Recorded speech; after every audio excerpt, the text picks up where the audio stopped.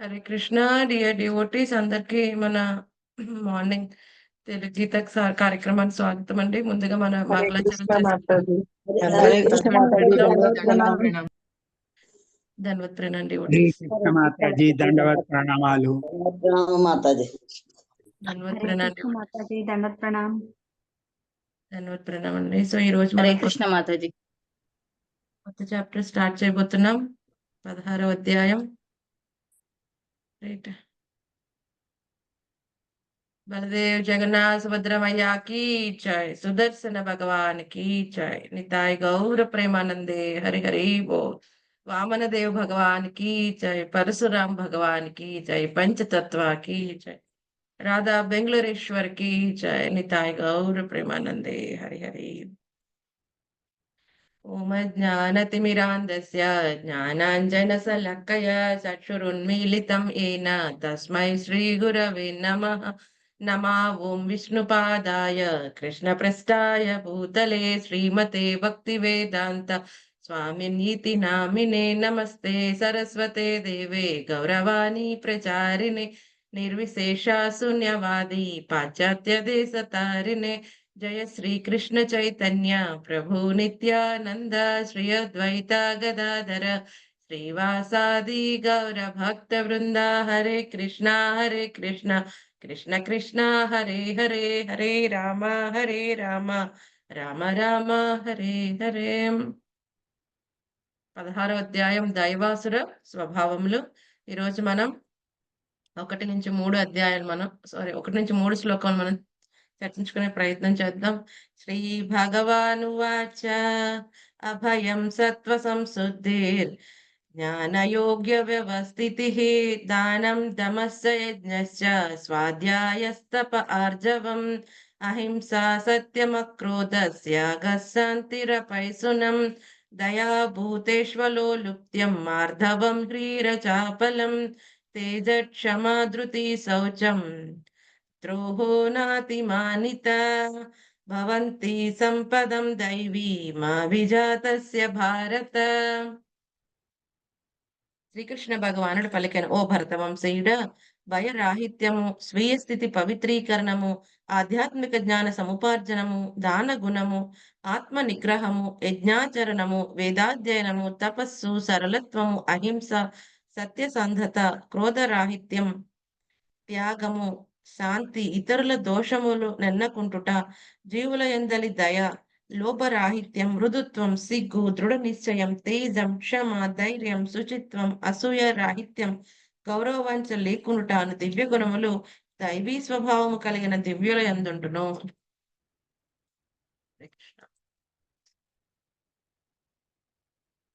So మనం చక్కగా ఈ అద్భుతమైన అధ్యాయంలోకి వచ్చాము కదండి. సో 15వ అధ్యాయం చిట్ట చివరి శ్లోకంలో కూడా చెప్పుకున్నాం ఏ విధంగా స్వామి పూర్ణ పురుషోత్తముడు. ఈ విషయం తెలిసిన వారు ఏం చేస్తారు, స్వామిని భక్తియుత సేవలో నెలకొని ఉంటారు. సరే, అయితే ఇప్పుడు ఇంకా శ్రీకృష్ణ భగవానుడు ఇక్కడ అర్జునుడు ఏం ప్రశ్నించలేదు, బట్ కృష్ణ భగవాన్ చెప్పే ప్రయత్నం చేస్తున్నారు. 2 రకాల వాళ్ళు ఉంటారయ్యా, దైవగుణ స్వభావం కలిగిన వారు, అసుర స్వభావం కలిగిన వారు. ఏ విధంగా చెప్తారు ఎవరు దైవ గుణం కలిగిన వారు, ఎవరు అసుర గుణం కలిగిన వారు అంటే, వాళ్ళు ఏదో 2 కొమ్ములు ఉన్నవాడు అసురుడు అటువంటి విధంగా ఏం కాదు కదండి. సో ఎవరైతే గనక భగవంతుడు చెప్పినట్టుగా, శాస్త్రం చెప్పినట్టుగా పాటిస్తూ కొన్ని అద్భుతమైన గుణాలు వాళ్ళు కలిగి ఉంటారో వాళ్ళని దైవ గుణ లక్షణాలు కలిగిన వారు అని అంటాం. సో వాళ్ళే ముక్తికి అర్హులు అవుతూ ఉంటారు. మిగతా వాళ్ళు ఎవరైతే భగవంతునికి, శాస్త్రానికి విరుద్ధంగా వ్యవహరిస్తున్న వాళ్ళందరూ కూడా ఏం చేస్తారు, ఈ అసురు స్వభావం కలిగిన వాళ్ళు అవుతారు. వాళ్ళు అధపాతాళాలకు తగ్గి పడిపోతూ ఉంటారు. సో 15 అధ్యాయంలో చక్కగా చెప్పుకున్నాం. ఈ భౌతిక ప్రపంచం ఏమని చెప్పారు, ఇన్వర్టెడ్ రిఫ్లెక్షన్ లో ఉన్న ట్రీ లాంటిదని చెప్పుకున్నాం. జస్ట్ దానికి ఏంటి, షాడో లాంటిదని చెప్పుకున్నాం. రిఫ్లెక్షన్ అని చెప్పుకున్నాం అధ్యయన ప్రపంచానికి. సో ఇటువంటి రిఫ్లెక్షన్ నుంచి బయటకు వెళ్ళాలి అంటే ఏం చేయాలి, త్రిగుణాతీతమైన స్థితికి వెళ్ళాలి. ఇప్పటివరకు అయితే మనం త్రిగుణాలతో బంధింపబడుతూ ఉంటాము, ఏం జరుగుతుంది, ఒక్కొక్కసారి ఆ చెట్టు పైకి వెళ్తూ ఉంటాం, కిందకి వెళ్తూ ఉంటాం, ఒక్కొక్కసారి ఉన్నత లోకాల్లో, ఒక్కొక్కసారి అధమ లోకాల్లో వెళ్తూ ఉంటాం. సో, ఇటువంటి గుణాలు మనం పెంపొందించుకుంటే, ఈ గుణాతీతమైన స్థితికి వచ్చి, మనం ఆధ్యాత్మిక జీవితంలో ముందుకు వెళ్ళే అవకాశం ఉన్నది. అంతే కాకుండా ఈ 14 లోకాల నుంచి బయటకు వెళ్ళే అవకాశం ఉన్నది. కదండీ! సో, దాని గురించి మొట్టమొదట భగవంతుడు చెప్తున్నారు. అవి 26 దైవీ గుణ లక్షణములు. ఈ మొదటి 3 శ్లోకంలో స్వామి 26 దైవ గుణ లక్షణాలు చెప్తున్నారు. ఆ తర్వాతంతా మొత్తం అధ్యాయం మొత్తం అంతా కూడా దేనికి కేటాయించబడుతుంది? ఈ అసురు లక్షణాల గురించి. సో, ఎందుకు స్వామి ఇంత శ్లోకాలు మనకిచ్చారు అసుర స్వభావం గురించి అంటే, యాక్చువల్‌గా అసుర స్వభావం గురించి మాట్లాడేవి 6 లక్షణాల గురించి మాట్లాడతాడు స్వామి. కానీ ఎంతగానో వివరిస్తాడు. ఎందుకంటే, ఈ భౌతిక ప్రపంచంలోకొచ్చినప్పుడు మనకి ఇటువంటి అసుర స్వభావ గుణములు ఎన్నో ఉన్నాయి. అంత పర్సెంటేజ్ ఎక్కువ తక్కువలో ఉన్నాం అంతే. మరి అందులోంచి బయటపడాలంటే ఎలాగా? వాటి గురించి తెలుసుకోవాలి. కదండీ! ఏ గుణం మంచిది, ఏ గుణం చెడుదో తెలుసుకోవాలి. ఎప్పుడైనా మనం 'ప్రహ్లాద చరిత్ర' విన్నప్పుడు మనం ఎవరితో పోల్చుకుంటామండి? మనం ఎవరితో పోల్చుకుంటాం? హ్మ్. హిరణ్యాక్షుడు మాతాజీ. మంచి ఎవరు మనిషిగా, మంచి ఎవరు చెప్పారు వ్యక్తులుగా. హిరణ్యాక్షుడని? సునీత హరిబాబు మాతాజీ. అలా ఉంటే చాలా అదృష్టమే. కానీ అలా పోల్చుకోం గదా! ఎలా పోల్చుకుంటాం? ప్రహ్లాద్ మహారాజ్‌తో గొప్పవాళ్ళుగా. పోల్చుకుంటూ ఉంటాం. ఆ! మేము ప్రహ్లాద్ మహారాజ్‌లో భక్తి చేస్తున్నామండి. కానీ ఎందుకు స్వామి కాపాడట్లేదు? ప్రహ్లాదుడినే కాపాడాడంట. కదండీ! మనం అలా పోల్చుకుంటూ ఉంటాం. కానీ ప్రతి ఒక్కరిలో కూడా ఎటువంటి ప్రహ్లాదులో ఉండే చిన్న చిన్న లక్షణాలు మంచివున్నాయో, అలాగే హిరణ్యకశిపుడులో ఉండే దుర్గుణాలు కూడా ప్రతి ఒక్క జీవిలో ఉన్నాయి. కదండీ! సో, మనం దేన్ని పెంచి పోషిస్తున్నాం, దాన్ని బట్టి మన యొక్క ప్రవర్తన, మన యొక్క డెస్టినేషన్ ఆధారపడి ఉంటుంది. మనం హిరణ్యకశిపుడిని మొత్తానికి సంహరించాలి మన హృదయం నుంచి. ఆ ప్రహ్లాదుడికున్న గుణాలు మనం పెంపొందించుకుంటూ ఉండాలి. సో, ఏమిటి ప్రహ్లాదులో ఉన్న అద్భుతమైన ఆ దైవీ గుణాలు ఏది నరసింహస్వామిని అంతగా అట్రాక్ట్ చేశాయి? సో, కొంతమంది ఆచార్యులు చక్కగా చెప్తారు. నరసింహస్వామి ఒక స్తంభం వెనకాల ప్రతి ఒక్క స్తంభం రెడీగా ఉన్నాడంట. యాక్చువల్‌గా ఆయన లేని చోట ఎక్కడుంది చెప్పండి? కానీ హి ఈస్ రెడీ. ప్రహ్లాదుడు ఏ స్తంభం చూపించి ఏది అడిగినా కదండీ! హిరణ్యకశిపుడు ఏది కొడతా అన్నా ప్రతి ఒక్క చోట స్వామి అపియర్ అవ్వడానికి రెడీగా ఉన్నాడంట. అంటే ఏంటి? స్వామి ఎంతో ఆత్రంగా ఉంటాడు ప్రహ్లాదుని రక్షించడానికి. అంత ఆత్రంగా ఎందుకున్నాడు? ప్రహ్లాదుడు ఎన్నో అద్భుతమైన ఈ దైవగుణ లక్షణాలున్న అవన్నిటి చేత అట్రాక్ట్ అవ్వబడ్డాడు స్వామి. కదండీ! స్వామి మనకున్న అద్భుతమైన గుణాలు కదండీ! ఈ యొక్క భక్తాష్టకం చెప్పాడు స్వామి 12వ అధ్యాయం 13వ శ్లోకం నుంచి 20వ శ్లోకం వరకు కూడా. కదండీ! ఎందుకు చెప్పాడు? ఇటువంటి భక్తుల యొక్క లక్షణాలు నాకెంతో ప్రీతి. అటువంటి భక్తుడు నాకెంతో ప్రియం అని చెప్పాడు స్వామి. ఎంత డిక్లేర్ చేసాడు ఓపెన్ సీక్రెట్. కదండీ! మనందరం అనుకుంటాం భగవంతుడికి చాలా ప్రీతి కలగాలి మన యొక్క కర్మలన్నీ కూడా. మనం బాగా ఇష్టం అవ్వాలి. ఎలాగైతే ప్రహ్లాదుని ఒళ్ళో కూర్చోబెట్టుకున్నాడు నరసింహస్వామి నాకు కూడా అటువంటి స్థితి కావాలి. కానీ మనం ఎంతో కంపుతో ఉంటే, కల్మషాలతో ఉంటే స్వామి ఎందుకు పిలుస్తాడండి దగ్గరికి? దగ్గరికెళ్ళే అవకాశం కూడా ఉండదు. సో, ప్రహ్లాదుడు ఏ క్వాలిటీస్ స్వామిని అట్రాక్ట్ చేశాయి? అవన్నీ కూడా మనం తెలుసుకోవాలంటే, ఈ యొక్క దైవీ గుణ లక్షణాలు మనం చక్కగా తెలుసుకోవాలి. అందుకనే మిగతా అధ్యాయం అంతా అసురు గుణ లక్షణాల గురించి చెప్తున్నారు కానీ, సో, మనం పెంపొందించుకోవాల్సినవేంటి మనం తెలుసుకుందాం ఫస్ట్ 26. ఆ తర్వాత మనలో ఈ యొక్క అసుర స్వభావం సంబంధించిన 6 గుణాలు ఉన్నాయి. సో, వాటిని ఎలా తొలగించుకోవాలి? వాటిని ఎలా ఐడెంటిఫై చేయాలి ఇది నీకుంది అని చెప్పి, సో, నెక్స్ట్ 4 శ్లోకం నుంచి ఈ అసుర స్వభావం గురించి అప్పుడు తెలుసుకునే ప్రయత్నం చేద్దాం. సో, ఇప్పుడు మనం పెంపొందించుకోవాల్సినవేంటి? ఎస్పెషల్లీ భక్తులందరూ పెంపొందించుకోవాల్సిన అద్భుతమైన 26 గుణాల గురించి మనం చెప్పుకుందాం. సో, 26 గుణాలు అన్ని ఆశ్రమాల వారికి, అందరికి సంబంధించినవయినప్పటికీ కూడా కొన్ని కొన్ని ఎస్పెషల్లీ కొన్ని వర్ణాల వారికి, కొన్ని ఆశ్రమం వారికి కంపల్సరీ అని చెప్తారు. ఎందుకంటే అక్కడ ఆ యొక్క గుణం కంపల్సరీగా మనం పెంపొందించుకుంటే భవబంధనాల్లో పెట్టబడకుండా ఉంటాం. అట్‌లీస్ట్ ఆ ఆశ్రమం నుంచి పడిపోకుండా ఉంటాం. ఆ ఆశ్రమంలో ఉన్నప్పుడు ఆధ్యాత్మిక జీవితంలో పురోగమతి అనేది జరుగుతుంది. కదండీ! సో, చెప్పుకుందాం మనకి ఈ 4 వర్ణాలు ఎవరు క్రియేట్ చేశాడు? స్వామి. చతుర్వర్ణ్యం మయా సృష్టం గుణకర్మ విభాగశః. చతుర్వర్ణ్యం మయా సృష్టం. నా చేత సృష్టించబడిందని స్వామియే చెప్పాడు. ఎలా చేశాడు? గుణకర్మ విభాగశః. మనకున్న గుణాలను బట్టి, మనం చేసే కర్మలను బట్టి విభజించాడంట స్వామి. అంటే ఓకే. నువ్వెక్కువ, నేను తక్కువ అని కొట్టుకోవడం కోసం కాదు. కదండీ! సో, కొట్టుకోవడం కోసం కాదు. దేనికోసం? ఎందుకోసం అంటే అక్కడి నుంచి సంసిద్ధిర్ హరితోషణం. ఎక్కడున్నావో అక్కడి నుంచి కూడా హరి యొక్క ప్రీత్యర్థమే నీ కర్మలను ఆచరిస్తావు అని చెప్పి సత్వగుణంలో ఉన్న వాళ్ళు బ్రాహ్మణులు కదండీ! సో, ఎవరైతే రజో గుణంలో క్షత్రియులవుతారో, తమో గుణంలో ఉన్నవారు వైశ్యులు, తమో గుణం వాళ్ళు శూద్రులు. కదండీ! మన జన్మతః ఏదైనా అవ్వని. కానీ మనం ఈ గుణాతీతమైన స్థితికొస్తే ప్రతి ఒక్కడు వైష్ణవుడయ్యే అవకాశం ఉన్నది. ప్రతి ఒక్కరు భగవద్భక్తి చేసి ఆధ్యాత్మిక ప్రపంచానికి వెళ్ళగలరు. సో, మనం ఎక్కడున్నాం? ఏ స్థితిలో ఉన్నాం? ఈ గుణాలు మనలో అసలు ఉన్నాయా లేవా? ఈ దైవ గుణాలు? లేకపోతే ఈ 26 మనం పెంపొందించుకునే ప్రయత్నం చేయాలి. సో, 26లో ఒకటో, రెండో చేసుకుంటా అంటే మిగతావి అవసరం లేదంటే ప్రతి ఒక్క గుణం ఇంకొక గుణంతో రిలేట్ అయ్యి ఉంటుంది. ఒక గుణం ఉన్నప్పుడు ఇంకో గుణం ఆటోమేటిక్‌గా డెవలప్ అవుతూ ఉంటుంది. కాబట్టి ఈ 26 కూడా చాలా ఇంటర్ లింక్డ్. బట్ ప్రతి దానికి ఒక ప్రత్యేకత అంటూ ఉంది. సో, ఒక్కొక్క గుణం గురించి మనం మాట్లాడుకోవాలంటే ఎన్నో సంవత్సరాలు మాట్లాడుకోవచ్చు. బట్ మనకున్న సమయం ప్రకారం 26 గుణాలున్నాయి. సో, కొంచెం కొంచెం ఒక్కొక్క గుణం గురించి మనం చెప్పుకునే ప్రయత్నం చేద్దాం. సో, మొట్టమొదటి గుణం ఏమని చెప్తున్నారు? భయం, భయరాహిత్యం కదండీ! ఈ భయరాహిత్యం ఏమని చెప్పారు? అన్ని ఆశ్రమముల వారికి కావాలి. కదండీ! ఎవరైతే భగవద్భక్తులో ప్రతి ఒక్కరు భయరాహిత్యంగా ఉండాలి. కదండీ! ఎందుకంటే అభయ ప్రదాత అయిన స్వామిని ఆశ్రయించిన తర్వాత ఇంకా భయపడటం అనేది జరుగుతుంటే మనకు సరైన నమ్మకం లేదండి స్వామి మీద. కదండీ! చిన్న పిల్లవాళ్ళు తల్లితండ్రితో వస్తున్నప్పుడు ఎటువంటి భయం లేకుండా ఉంటారు. కదండీ! అది ఒంటరిగా వెళ్తున్నప్పుడు ఎంతో భయపడుతూ ఉంటారు. రోడ్డు మీద ఏ కుక్క వస్తున్నా ఎంతో భయపడుతూ ఉంటారు. అది అమ్మ, నాన్నతో ఉంటే ఆ కుక్క మీద మిరమిర చూస్తాడు వీడు. "ఏం చేస్తావులే ఎనకాల మా అమ్ముంది, నాన్నున్నాడు."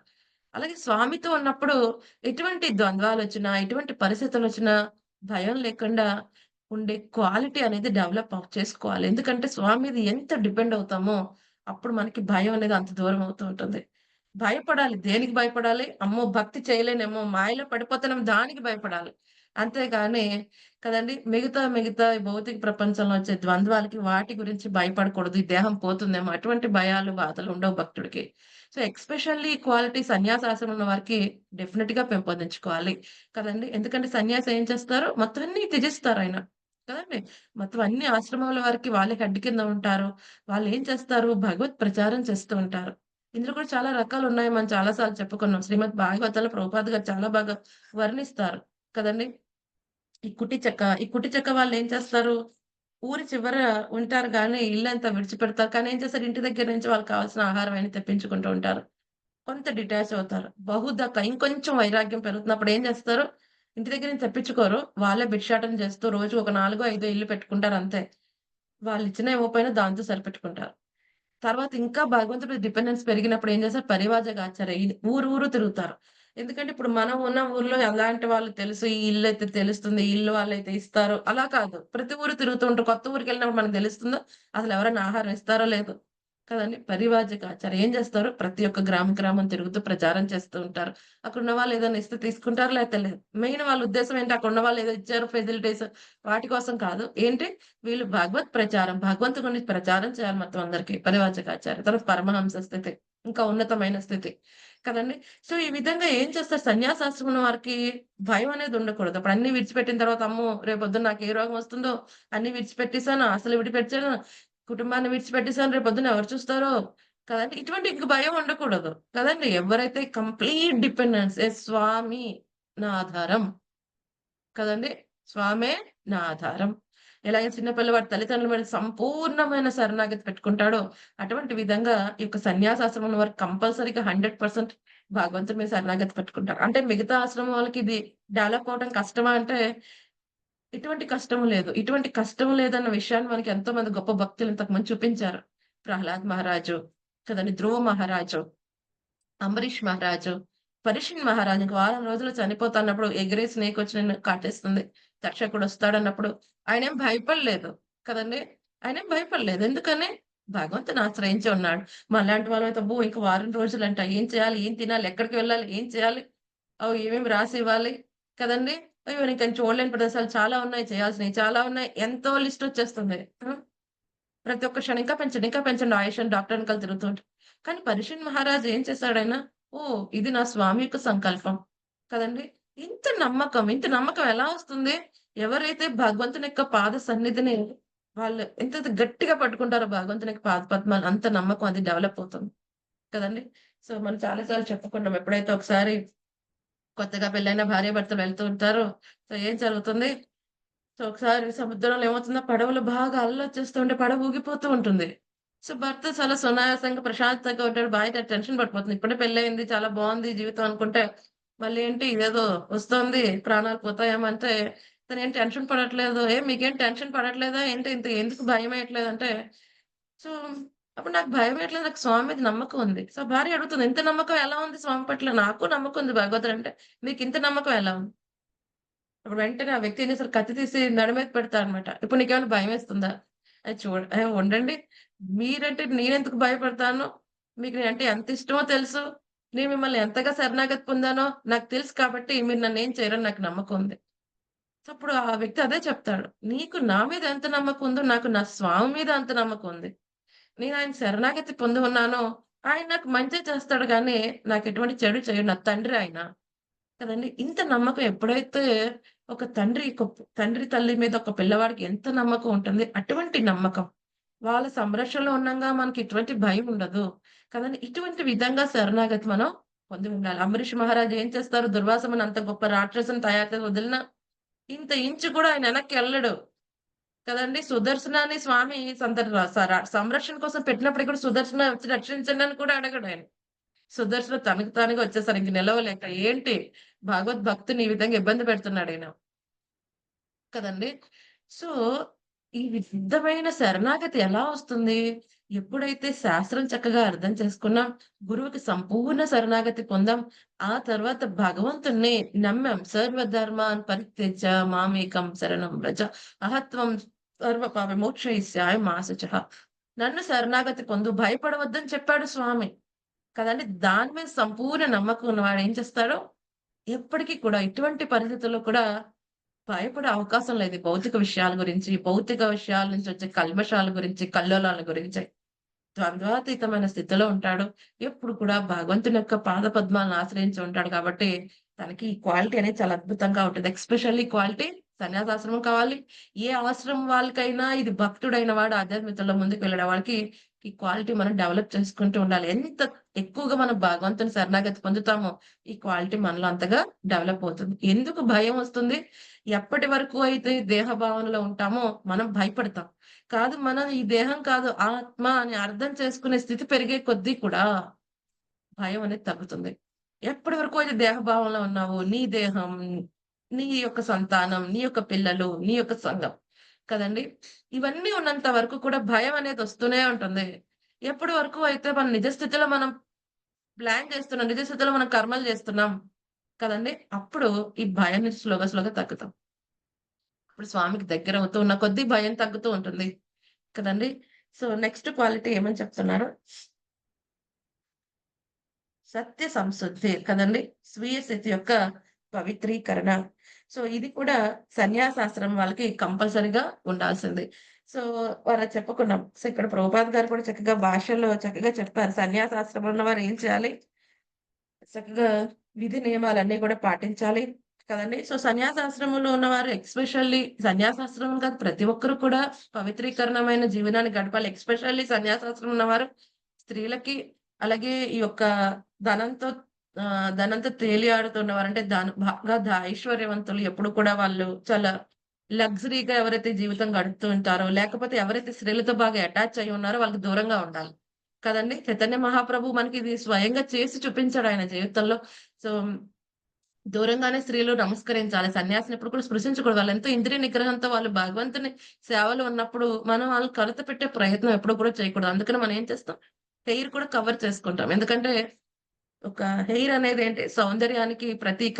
కాబట్టి హెయిర్‌ని కవర్ చేసుకుంటాం మనం కదండీ! సో, ఇంకేం చేయాలి? సన్యాసి దూరం నుంచి నమస్కరించాలి. అలాగే సన్యాసి కూడా ఈవెన్ ఒక స్త్రీ యొక్క ప్రతిమ మీద గూడా వాళ్ళు కాన్సంట్రేషన్‌గా ధ్యానం పెట్టకూడదు.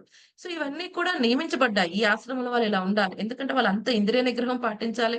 మనస, వాచ, కర్మన భగవంతుని సేవలో వాళ్ళు ఉండబోతున్నారు. ఎంత ఇంద్రియ నిగ్రహం ఉండాలి కదండీ! సో, ఇది వాళ్ళకి కంపల్సరీ అవసరం. సో, అటువంటి వాళ్ళ సాంగత్యాన్ని విడిచిపెట్టాలని చైతన్య మహాప్రభు చూపించారు. చోటా హరిదాస్ ఎగ్జాంపుల్ ఇక్కడ ప్రభుపాద్ గారు వర్ణించడం జరిగింది కదండీ! ఈ చోటా హరిదాస్ ఠాకూర్ ఏం చోటా హరిదాస్ ఏం చేశాడు? చోటా హరిదాస్ కూడా భగవంతుని యొక్క సేవకుల్లో ఒకరు. చైతన్య మహాప్రభు సేవకుల్లో చాలా బాగా కీర్తన అవన్నీ చేస్తారు. సో, ఒకసారి వీళ్ళందరూ కూడా వెళ్తారు. ఒక చోటకి ప్రసాదం తీసుకుంటానికి వెళ్తారనమాట. సో, వెళ్ళినప్పుడు ఏమవుతుంది అక్కడ రైస్ చాలా క్వాలిటీ బావుంటుంది. చైతన్య మహాప్రభు అడుగుతారు. "ఈ రైస్ ఎక్కడి నుంచి తెప్పించారంటే?" ఇలాగా మాధవీదేవి, దాసి వాళ్ళ ఇంటి దగ్గర నుంచి తెప్పించామండి అంటే, "సో ఎవరు తెచ్చారు అక్కడి నుంచి?" అంటే, "ఇలాగ చోటా హరిదాస్ తెచ్చాడు" అంటారన్నమాట. "అవునా! చోటా హరిదాస్ తెచ్చాడా? సరే అయితే." అప్పుడు సైలెంట్‌గానే ఉంటాడు స్వామి. సో తర్వాత ఎప్పుడైతే తన యొక్క గంభీర ప్రదేశానికి వెళ్తారు కదా! పూరీలో మనం కూడా చూస్తాం. గంభీర అనే ప్రదేశం ఉంటుంది. చైతన్య మహాప్రభు అక్కడే ఉంటారు. సో, ఆ ప్రదేశానికి వెళ్ళిన తర్వాత గోవింద తన పర్సనల్ అసిస్టెంట్‌ని పిలిచి చెప్తారు. ఇక నుంచి నేను చోటా హరిదాస్‌తో సాంగత్యం తీసుకోవాలనుకోవట్లేదు. సో, అందరికి అనిపిస్తుంది. ఏం చేశాడు చోటా హరిదాసు? స్వామికి ఎంత ప్రియమైన వాడు. ఎందుకు తీసుకోవాలనుకోవట్లేదు? సో, చూస్తూ చూస్తూ ఉంటారు. తర్వాత స్వరూప దామోదర గోస్వామి గారు అడుగుతారు. ఏంటండి ఎందుకు తనని త్యజించాలనుకుంటున్నారు? తన సాంగత్యం ఎందుకు వద్దంటున్నారు? ఎందుకంటే చోటా హరిదాస్ ఏడుస్తూ ఉంటాడు. అప్పటికి 3 రోజులు ఉపవాసం చేస్తాడు. అయినా స్వామి అలో చేయరు పర్మిషన్ అసోసియేషన్ అవ్వడానికి. ఏంటిది అని అడిగితే అప్పుడు చెప్తారన్నమాట. లేదు తను తప్పుగా వ్యవహరించాడు. తను ఏదైతే ఈ విధంగా బ్రహ్మచారి కింద స్ట్రిక్ట్ బ్రహ్మచారి కింద ఉండాల్సింది తను తప్పుగా వ్యవహరిస్తున్నాడు. ఏం చేశాడంట? సో, మనకి ఇక్కడ 'టీచింగ్స్ ఆఫ్ లార్డ్ చైతన్య' అని చిన్న పుస్తకం ప్రభుపాద్ గారు అక్కడ ఒక ఈ రీజన్ మెన్షన్ చేస్తారు. ఏమంటున్నారు?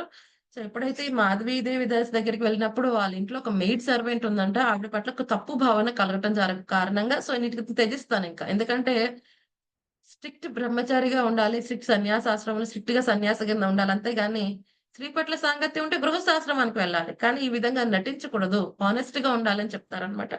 అందుకని త్యజిస్తారు. ఆ తర్వాత మనందరికీ తెలుసు ఆయన ప్రయాగ త్రివేణి సంగమం దగ్గరికి వెళ్లి దేహత్యాగం చేస్తారు. కదండీ! ఆ తర్వాత మళ్ళీ మనం చూస్తాం చైతన్య మహాప్రభు ఆ యొక్క పాదయాత్ర అంతా చేస్తున్నప్పుడు ఈ చోటా హరిదాస్ ఏం చేస్తారు? జూనియర్ హరిదాస్ అంటే చోటా హరిదాస్ ఏం చేస్తారు? ఆయన వచ్చి కీర్తనలన్నీ చేస్తూ ఉంటారు చైతన్య మహాప్రభు కోసం. సో, అదంతా వృత్తాంతం ఉంటుంది. కానీ ఇక్కడ ఎందుకు చెప్పారంటే ఎలా ఉండాలి ఒక ఆశ్రమంలో ఉన్నప్పుడు? ఎంత పవిత్రంగా జీవించాలి కదండీ! ఈ ఒళ్ళే జయపతాక స్వామి మహారాజుని కూడా డివోటీస్ అడుగుతారు. ఎలా తీసుకోవాలి ఈ సిట్యుయేషన్‌ని? చైతన్య మహాప్రభు రోజ్ కంటే కూడా చాలా మృదువుగా ఉంటారు. గులాబీ కంటే మృదువుగా ఉండే ఆయన ఎందుకు ఈ విధంగా వ్యవహరించాల్సి వచ్చింది అంటే, గురు మహారాజ్ చెప్పారు. ఒక ఆశ్రమం తీసుకున్నప్పుడు అంత చులకనగా చూడకూడదు. ఏ ఒక్క ఆశ్రమంలో ఉన్నప్పుడు హానెస్ట్‌గా ఉండాలి. సో, ఒకవేళ నువ్వు బ్రహ్మచారి కింద ఉండలేకపోతే, నీ ఇంద్రియాలు సరిగ్గా నియంత్రించుకోలేకపోతే ఓకే. గృహస్థాశ్రమాలకు ఎంటర్ అవ్వచ్చు. ఓకే. నువ్వు సన్యాసాశ్రమంలో కఠిన నియమాలు పాటించలేకపోతే వానప్రస్థ కింద ఉండిపో.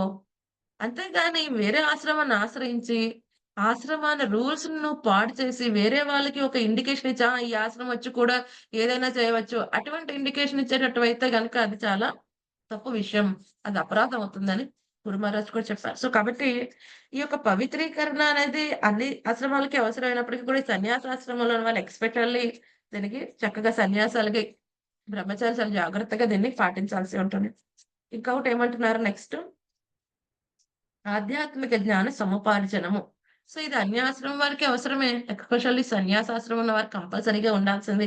ఎందుకంటే వాళ్ళ డ్యూటీ అంటే ప్రతి ఒక్క గృహస్థ దగ్గరికి వెళ్లి వాళ్ళు ఏం చెప్తారో ఎంతసేపు ఉంటారు ఒక గృహస్థ ఇంట్లో. ఓకే. అక్కడే ఓకే. ఈ గృహస్థ చాలా ఫెసిలిటీస్ ఉన్నాయి. ఈ ఇంట్లో బాగా ఫెసిలిటీస్ ఇస్తున్నాడు. మంచిగా భోగేస్తున్నాడు. ఇక్కడే సెటిల్ అయిపోదామా? కాదు. ఏం చేస్తారు? ఆవు పాలు పితికేంత సమయం మాత్రమే అక్కడుంటారు. ఆ తర్వాత మళ్ళీ దాన్ని ప్లస్ తెగించి వెళ్ళిపోతారు. ఆ సమయం కూడా ఎందుకుంటారు? గృహస్థి ఏవో తీసుకుందాం, తిందాం, బట్టలు కట్టుకుందాం అటువంటిదేం కాదు. ఆ గృహస్థు ఏం చేస్తూ ఉంటారు? గృహస్థాశ్రమంలో ఉన్న వాళ్ళకి ఇంద్రియ తృప్తిలో ఎప్పుడు కూడా పడి కొట్టుకునే అవకాశం ఎంతో ఉంది. కదండీ! ఎన్నో కార్యకలాపాలు, ఎన్నో డీలింగ్స్ చేస్తూ ఉంటారు. సో, అటువంటి వాళ్ళకి ఎవరైతే అసలు తన ఆధ్యాత్మిక జీవితం గురించి ఆలోచించకుండా నిద్రాణ స్థితిలో ఉన్న వాళ్ళందరినీ జాగృతం చేయడానికి సన్యాసాశ్రమం ఉన్నవారు ఏం చేస్తారు? ఇంటింటికి వెళ్లి తిరిగి చేసేవారు మనం చూసాం. ఈవెన్ నిత్యానంద మహాప్రభు, హరిదాస్ ఠాకూర్ లాంటి వారు గొప్ప గొప్ప భక్తులు ఏం చేసేవారు? చైతన్య మహాప్రభు ఆర్డర్. ప్రతి ఇంటికి వెళ్లి కృష్ణ ప్రచారం చేయండి. ప్రతి ఇంటి డోర్ కొడతారు. వాళ్ళు డోర్ ఓపెన్ చేసేవాడికి దండవత్ ప్రణామం పెట్టి అడుగుతారు. "బోజో కృష్ణ, బోలో కృష్ణ, కరో కృష్ణ సేవ." ఏం చెప్పమంటున్నారు? భజించు కృష్ణుడిని. కృష్ణుని నామం తీసుకో. కృష్ణుని సేవ చెయ్యి. కదండీ! ఇంత అద్భుతంగా అప్పటినుంచి కూడా మన ఆచార్యులు చేసి చూపించారు. ఏ విధంగా చేయాలి?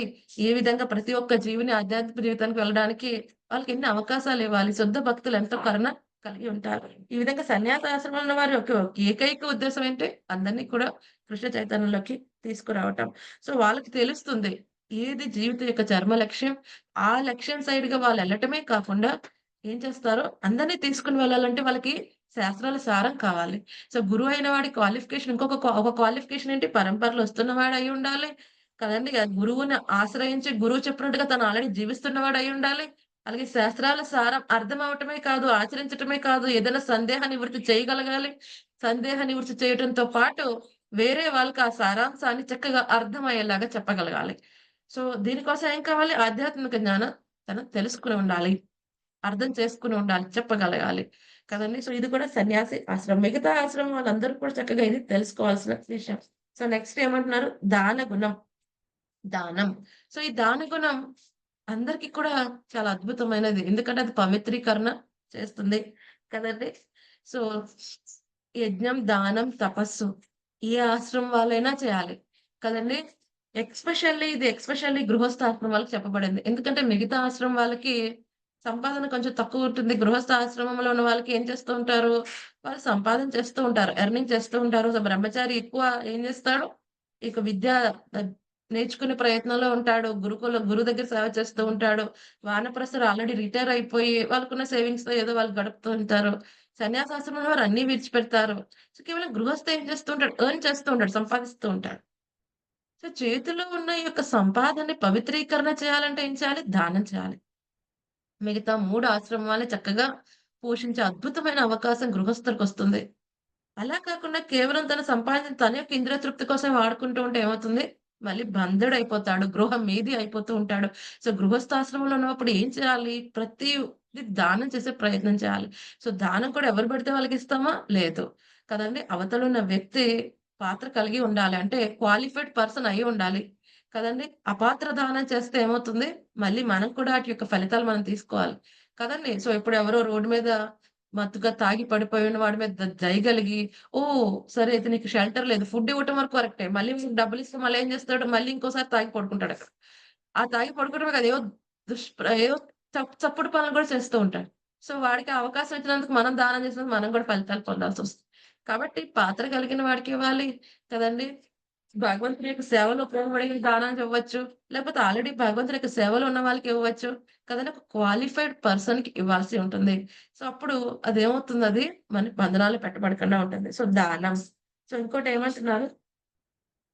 మనకి సెల్ఫ్ కంట్రోల్, దమం, ఆత్మ నిగ్రహం అని చెప్తున్నారు. సో, ఇది కూడా అన్ని ఆశ్రమాలకి అవసరం. ఎస్పెషల్లీ గృహస్థాశ్రమం. ఎందుకంటే గృహస్థాశ్రమంలో ఈ లైసెన్స్ అనేది ఇవ్వబడుతుంది. దేనికి? ఈ యొక్క మైథున సుఖానికి లైసెన్స్ అనేది ఇవ్వబడుతుంది. మిగతా అన్ని ఆశ్రమం వారికి ఈ మైథున సుఖం అనేది ఇవ్వబడలేదు. ఆ లైసెన్స్ అనేది లేదు. బ్రహ్మచారికి స్త్రీ యొక్క సాంగత్యం తీసుకోకూడదు కదండీ! స్త్రీలతో కూడా ఎక్కువ మాట్లాడకూడదు. ఒంటరిగా ఉండకూడదు. కదండీ! సో, గృహస్థకేమవుతుంది? ఈ యొక్క లైసెన్స్ అనేది ఇవ్వబడుతుంది. భార్యతో కలిసి జీవించవచ్చు. కానీ ఇది కూడా నియమితంగా ఉండాలి. ఎందుకోసం ఇవ్వబడింది ఈ లైసెన్స్ అంటే, దేనికోసం? ఉత్తమమైన సంతానాన్ని ఇవ్వటం కోసం. సో, మనకి భగవద్గీతలో ఈ స్వామి చెప్పారు. 7వ అధ్యాయం 11వ శ్లోకంలో ధర్మ విరుద్ధో భూతేషు కామోస్మి భరతర్షభ. ఏమంటున్నారు? ధర్మ నియమములకు విరుద్ధం కానటువంటి సంభోగము నేనే అంటున్నాడు స్వామి. అంటే ఏంటి? ఉత్తమమైన సంతానాన్ని తీసుకురావటం కోసమే ఆ యొక్క ఫెసిలిటీస్ మనం ఉపయోగించుకోవాల్సి ఉంటుంది తప్ప, విచ్చలవిడిగా ఇంద్రియ తృప్తి కోసం చేసినట్టయితే అది గృహం మీది అవుతాడు. వాడు గృహస్థ అవ్వడు. కదండీ! వివాహం చేసుకున్న ప్రతి ఒక్కడు గృహస్థ అయిపోడు. ఆ! నేను పెళ్లి చేసుకోవడానికి గృహస్థాశ్రమానికి వచ్చేసానండి. ఆశ్రమం అనేది ఏంటి? ఆశ్రమం అంటే ఏదైతే ఒక ప్రదేశం మనకి ఆధ్యాత్మిక జీవితంలో ఉపయోగపడేది ఆశ్రమం అని అవ్వబడుతుంది. బ్రహ్మచర్యాశ్రమం, గృహస్థాశ్రమం, వానప్రస్థాశ్రమం, సన్యాసాశ్రమం. ఎలాగైతే 4 వర్ణాలు క్షత్రియ, బ్రాహ్మణ, క్షత్రియ, వైశ్య, శూద్ర అలాగో 4 ఆశ్రమాలు ఉన్నాయి. ఈ 4 ఆశ్రమాల వారు కూడా వాళ్ళ వాళ్ళ పనులు చక్కగా చేస్తే ఏ ఆశ్రమం ఆధ్యాత్మిక లోకానికి వెళ్ళడానికి అనర్హం అని చెప్పబడలేదు. కదండీ! సో, మరి గృహస్థ ఏం చేయాలి? ఉత్తమమైన సంతానాన్ని తీసుకురావాలి. అంతే కాకుండా ఈ యొక్క సంతానాన్ని తీసుకొనొచ్చే ముందు చేయాల్సిన కార్యక్రమం ఏంటి? గర్భధాన సంస్కారం. చక్కగా మనకి ప్రభుపాద్ గారు చక్కగా ఎన్నో సార్లు చెప్తారు. ఈ ఉత్తమమైన వంశంలో ఉన్నవారెవరు? అట్‌లీస్ట్ బ్రాహ్మణ, క్షత్రియ, వైశ్యులు కంపల్సరీగా ఈ గర్భధాన సంస్కారాన్ని చేయాలి. ఎందుకంటే, ఈ యొక్క పవిత్రీకరణ సంస్కారాలలో ఒక అద్భుతమైనది మన జీవుడు ఈ భౌతిక ప్రపంచానికి రాకముందే ఆ తల్లిదండ్రుల చైతన్యం చాలా శుద్ధమైన చైతన్యం అయితే, అటువంటి ఉత్తమమైన సంతానాన్ని వాళ్ళ గర్భంలోకి తీసుకొనొచ్చే అవకాశం ఉన్నది. సో, అలా కాకుండా మనం చూస్తాం శ్రీమద్ భాగవతంలోనే ఎన్నో ఎగ్జాంపుల్స్ ఉన్నాయి. కశ్యప, అదితి ఇటువంటి సమయం కాని సమయంలో వాళ్ళు మైథునం చేయటం, లేకపోతే వాళ్ళ చైతన్యం కామపూరితమైనది, లేకపోతే లోభపూరితమైనది, ద్వేషపూరితమైనది అంటే అటువంటి సంతానమే వస్తారు. సో, కొంతమంది చూస్తాం చిన్న పిల్లలు ఎంతో చిన్నప్పటి నుంచి చాలా తప్పుగా, తేడాగా వ్యవహరిస్తూ ఉంటారు. ఎంతో ద్వేషంగా, రక్కసంగా ఉంటారు. చిన్న చీమను కూడా బడి కొట్టి చంపుతూ ఉంటారు. కదండీ! వేరే వేరే వాటిని ఊరికే హింసిస్తూ ఉంటారు. అది ఎలా వస్తుంది? వాళ్ళ చైతన్యం ఎలా వస్తుంది? అటువంటి జీవుడిని నువ్వు ఆహ్వానించావు. అదేంటి మన వాళ్ళలో ఎవ్వరు ఇలా లేరు. ఎలా ఉన్నాడు వీడు? అటువంటి చైతన్యంతో ఉన్న జీవుడిని నువ్వు ఆహ్వానించావు. కాబట్టి గర్భధాన సంస్కారం అనేది వెరీ వెరీ పవర్‌ఫుల్ అన్నమాట. కాబట్టి ఎటువంటి సంతానాన్ని మనం తీసుకురాగలిగాం? సాంఘికంగా మంచి మంచి పౌరుల్ని ఇవ్వాలి అంటే అది కూడా గృహస్థాశ్రమం వాళ్ళ చేతుల్లో ఉంది. కానీ వాళ్ళు ఏం చేయాలి? ఈ లైసెన్స్‌ని చక్కగా వాడుకోవాలి. సో ఇంకోటేమంటున్నారు? యజ్ఞ సాక్రిఫైస్ చేయమంటున్నారు కదండీ! యజ్ఞ నిర్వహణం. యజ్ఞం అందరికీ అన్ని ఆశ్రమాలకు చెప్పబడిన గృహస్థాశ్రమాలకి యజ్ఞం చేయాల్సి ఉంటుంది. కదండీ! ఎందుకు చేయాలి? యజ్ఞం చేయడానికి అంత సునాయాసంగా అయిపోతుందా? ఎన్నో పదార్థాలు తీసుకొని రావాలి. ఎన్నో హై స్టాండర్డ్ ఐటెమ్స్ అన్ని తీసుకొని రావాలి. ఎంతో ధనంతో కూడిన సమస్య. ఎందుకంటే ఇప్పుడు యజ్ఞం జరుగుతుందంటే ఏం చేయాలి? ఓకే. ఏదో చేసేసామన్న పేరుక కాదు. కదండీ! ఉత్తమమైన బ్రాహ్మణుల్ని పిలవాలి. అన్నీ కూడా ఫస్ట్ క్లాస్ ప్రొడక్ట్స్ అన్ని తీసుకురావాలి. అందులో వేసి ఘీ నుంచి ప్రతి ఒక్కటి అందులో వేసి చక్కెర నుంచి ప్రతిది ఎవ్రీథింగ్ హై క్లాస్ ఉండాలి. కదండీ! దాన ధర్మాలు ఇవ్వాలి వచ్చిన వాళ్ళందరికీ కూడా బ్రాహ్మణులకి వాళ్ళంతా సంతృప్తిగా వెళ్ళాలి. విరివిగా ప్రసాద వితరణ చేయాలి. సో వీళ్ళకి ధనం అవసరం. సో గృహస్థ డెఫినిట్‌గా యజ్ఞం చేయాలి. అంతే కాకుండా ఇప్పుడు అన్ని ఆశ్రమం వాళ్ళు ఏ యజ్ఞం చేయవచ్చు? యజ్ఞానాం జపయజ్ఞోస్మి అని చెప్పాడు స్వామి. కదండీ! జపయజ్ఞాన్ని ప్రతి ఒక్కరు చేయవచ్చు. చిన్న, పెద్ద ఏమీ లేదు. ఎవ్వరైనా చేయవచ్చు యజ్ఞం. గృహస్థే కాదు అన్ని ఆశ్రమాల వారు, అన్ని వర్ణాల వారు చేయవచ్చు.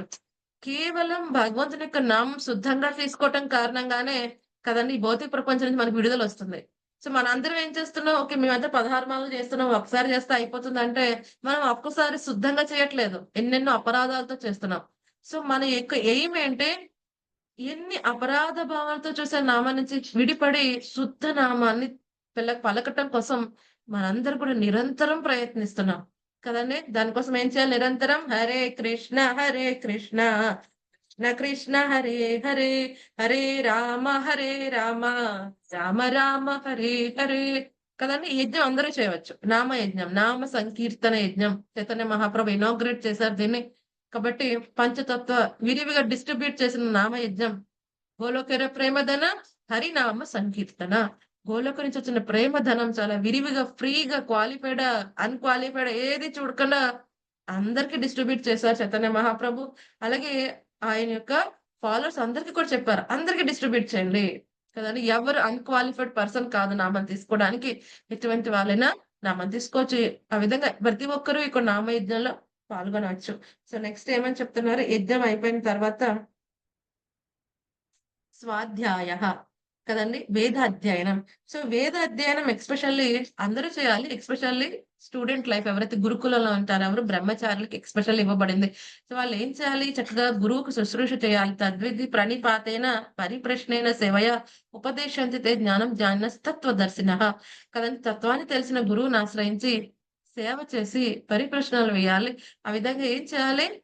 తెలియని తెలుసుకోవాలి. వేద అధ్యయనం మీద కాన్సంట్రేషన్ పెట్టాలి. ఇటువంటి స్త్రీ సాంగత్యం పట్ల, ఇటువంటి ఇంద్రియ తృప్తి కోసం తను ఆలోచించే అవకాశం లేదు. గురువు చెప్తే ఆ రోజు ఆహారం తీసుకుంటారు. గురువు లేదని మర్చిపోతాడు ఒక్కోసారి గురువుగారు. తీసుకున్న తర్వాత నువ్వు తీసుకో అని చెప్పకపోతే ఆళ్ళు తీసుకోరు. అటువంటి విధంగా ఉండేది అప్పట్లో. కదండీ! ఓకే. సరే గురుకులంకెళ్ళిపోయాం వెంటనే గురువు ఇచ్చేస్తారా? లేదు. మనెంతో పరీక్షించి అప్పుడు ఇచ్చేవారు. ఎన్నో సంవత్సరాల తర్వాత గురువు ఓహో! నువ్వు ఇంకా ఇక్కడే ఉన్నావా? ఆశ్రమంలో ఎళ్ళలేదా? సరే అయితే యూ ఆర్ క్వాలిఫైడ్. కదండీ! సో, ఇప్పుడు పరిస్థితి డిఫరెంట్‌గా ఉంది. కలియుగం కదా! గురువు వెనకాల పడాల్సొస్తుంది. నాయన జ్ఞానం ఇస్తాను తీసుకో. నీ జీవితాన్ని ఉద్ధరించుకో. కానీ అప్పట్లో గురువుకి ఎంతో సేవ చేసి కదండీ! శుశ్రూష చేసి ప్రార్థిస్తే గురువుకి ఒకేసారి వీడు క్వాలిఫైడ్ అంటే ఇచ్చేవారు జ్ఞానం. లేకపోతే ఎన్ని సార్లు మన రామానుజాచార్య విషయంలో కూడా చూసాం. ఎన్ని సార్లు ఆయన తిరుగుతారో కదండీ! సో, ఏదైతే గురువుని సంతృప్తి పరిచి పొందే జ్ఞానం. కదండీ! బ్రహ్మచారి ఏం చేస్తూ ఉంటాడో, ఇటువంటి ఈ యొక్క బ్రహ్మచారి అటు రాజవంశీయుడైనా, బ్రాహ్మణుడైనా, ఏ వర్ణం వాడైనా ఏం చేయాలి గురుకులంలో అందరూ ఒకటే సమాన స్థితిలో గురువుని సేవిస్తూ ఉండాలి. ఇష్టం వచ్చినప్పుడు, గురువు చక్కగా సంతృప్తి చెందినప్పుడు వాళ్ళకి ఈ జ్ఞానం అంతా ఇస్తారు. అప్పుడెలా ఉండాలి? ఫుల్ సెలిబసీ కదండీ! ఫుల్లుగా ఇంద్రియ నియంత్రణ కలిగి ఉండి వాళ్ళేం చేయాలి? శాస్త్ర అధ్యయనం చేయాలి. అలాగని ప్రతి ఆశ్రమం వాళ్ళు చేయాల్సినదే. నెక్స్ట్ ఏం చెప్తున్నారు? తపస్సు కదండీ! ఈ ఆస్టారిటీ అందరికీ ఇవ్వబడింది. ఎస్పెషల్లీ వానప్రస్థులకి ఇవ్వబడింది. సో, వానప్రస్థాలు ఏం చేయాలి? వానప్రస్థ స్థితిలో ఉన్నప్పుడు ఏం చేయవచ్చు? సో, ఎప్పుడు వానప్రస్థ స్థితికి వెళ్ళాలండి చెప్పండి? అసలు అవసరమా వానప్రస్థ స్థితికి వెళ్ళక్కర్లేదా? ఇప్పుడు 50 ఏళ్ళు దాటిన తర్వాత మాతాజీ వెళ్ళాలి ఈ మాతాజీ. గృహస్థాశ్రమం నుంచి ఇంకా వాళ్ళు ఓకే. ఆ సో, ఇంకా బాధ్యతలన్నీ కూడా వాళ్ళ కొడుకులకు అప్పచెప్పేసి వెళ్ళిపోతారు మాతాజీ. అవసరమైతే ఆ సమయంలో భార్యను కూడా తీసుకెళ్లొచ్చు కొంతకాలం. తర్వాత సన్యాసాశ్రమానికి వెళితే మాత్రం భార్యను కూడా త్యజించాలి మాతాజీ. ఓకే. సో, ఇంకా అవసరమా కాదా వానప్రస్థం? అవసరం పర్లేదా? మాతాజీ. అవసరం అవసరమే మాతాజీ. మాతాజీ. అవసరం మరి కంపల్సరీ. అవసరం. Very nice. సో, మరి వానప్రస్థకి వెళ్ళాలంటే ఇప్పుడు ఓకే. గవర్నమెంట్‌లో ఇంత గవర్నమెంట్ కంపెనీ అయిపోయింది. ఇప్పుడు ప్రైవేట్ దాంట్లో జాయిన్ అవుతా. లేకపోతే ఈ వ్యాపారం అయిపోయింది. ఇంకో వ్యాపారం. కదండీ! కాళ్ళు సరిగ్గా ఒప్పుకోనట్లేదు కాబట్టి ఈ వ్యాపారం వదిలేసి ఇంకో వ్యాపారంకి వెళ్తా. సో, ఇలా కాదు కదండీ! వానప్రస్థ స్థితిలో ఏం చేయాలి? మొత్తం అన్నిటి నుంచి కూడా అన్ని భౌతిక విషయాల నుంచి కూడా ఫుల్‌గా విరమించాలి.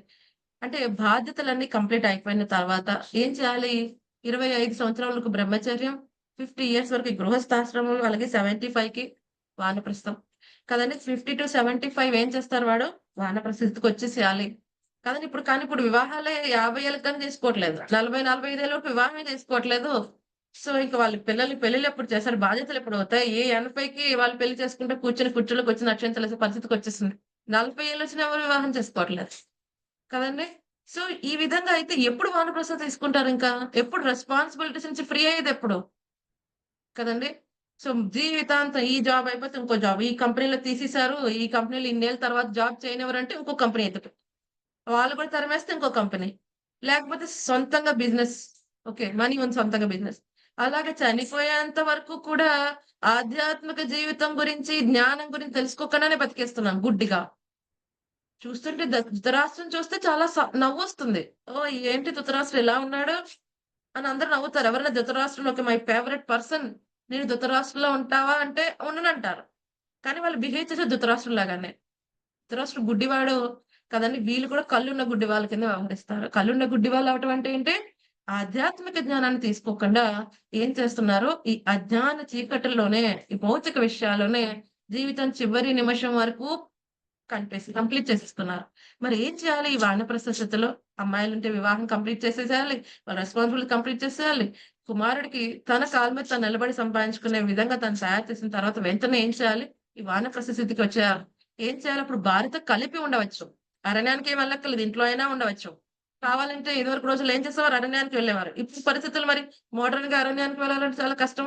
మామూలుగా ఊర్లో బతకటమే కష్టం. మరేం చేయవచ్చు? కనీసం ఇంట్లో ఉండైనా భార్యతో కలిసి ఉండవచ్చు కానీ, ఎటువంటి మైథున సుఖం, ఎటువంటి ఇంద్రియ తృప్తి గురించి ఆలోచించకుండా ఏం చేయాలి? భార్యాభర్త ఇద్దరు కలిసి ఆధ్యాత్మిక జీవితంలో ముందుకెళ్ళే ప్రయత్నం చేయాలి. కదండీ! ఇద్దరికీ కూడా మళ్ళీ ఒక జన్మ లేకుండా ఉండాలంటే ఎలా వ్యవహరించాలో వ్యవహరించాలి. అలా వ్యవహరించాలి అంటే ఆల్రెడీ గృహస్థాశ్రమం ఉన్నప్పుడు కంట్రోల్‌గా ఉండాలి. బ్రహ్మచారిగా ఉన్నప్పుడు కంట్రోల్‌గా ఉండాలి. అది క్యారీ ఫార్వర్డ్ అవుతుంది. అంతేగాని ఎప్పటికీ గృహస్థ కిందే ఉండాలి. గృహస్థ కిందే చనిపోవాలి అని ఎవరు అనుకోకూడదు.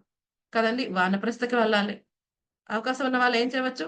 పిల్లల్ని తల్లి తల్ ఆహ్, త పిల్లల సంరక్షణలో తల్లిని ఉంచేసి వాళ్ళు సన్యాసి కూడా తీసుకోవచ్చు. కదండీ!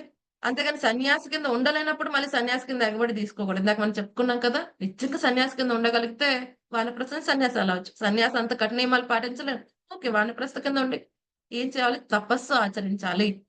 ఏం చేయాలి? 100% టైం, శక్తి అప్పటికి ఇంద్రియాలు సగం నాశనం అయిపోయే ఉంటాయి. కదండీ! ఓపిక ఉండదు. ఇక్కడి నుంచి అక్కడికి కదలలేం. కదండీ! అయినా అప్పుడు మన చైతన్యం బాగుండాలంటే ఏం చేయాలి? కౌమార ప్రాచరత యజ్ఞం కదండీ! కౌమారం నుంచి కూడా సరే ఏం చేయాలి?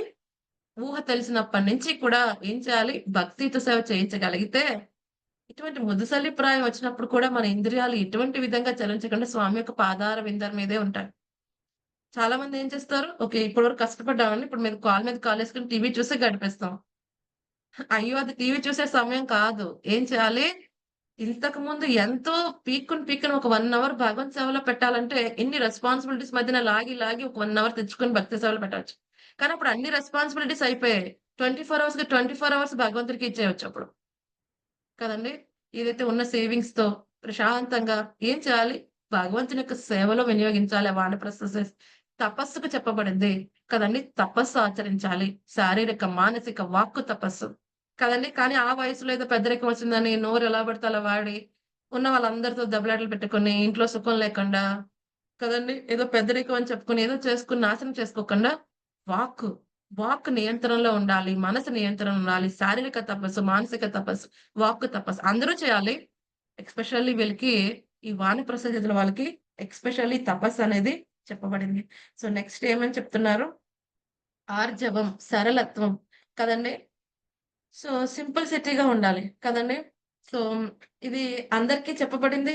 ఎస్పెషల్లీ మన బ్రాహ్మణాస్‌కి అందరూ కూడా చాలా సింపుల్‌గా ఉంటారు కదండీ! సో, అందరికి ఇవ్వబడిన బ్రాహ్మణాస్ ఏం చేయాలి ఉన్న దాంట్లో చాలా సంతృప్తిగా ఉంటారు కదండీ! So, simple living high thinking Prabhupada గారు చెప్పారు. భక్తులు ఎలా ఉండాలి?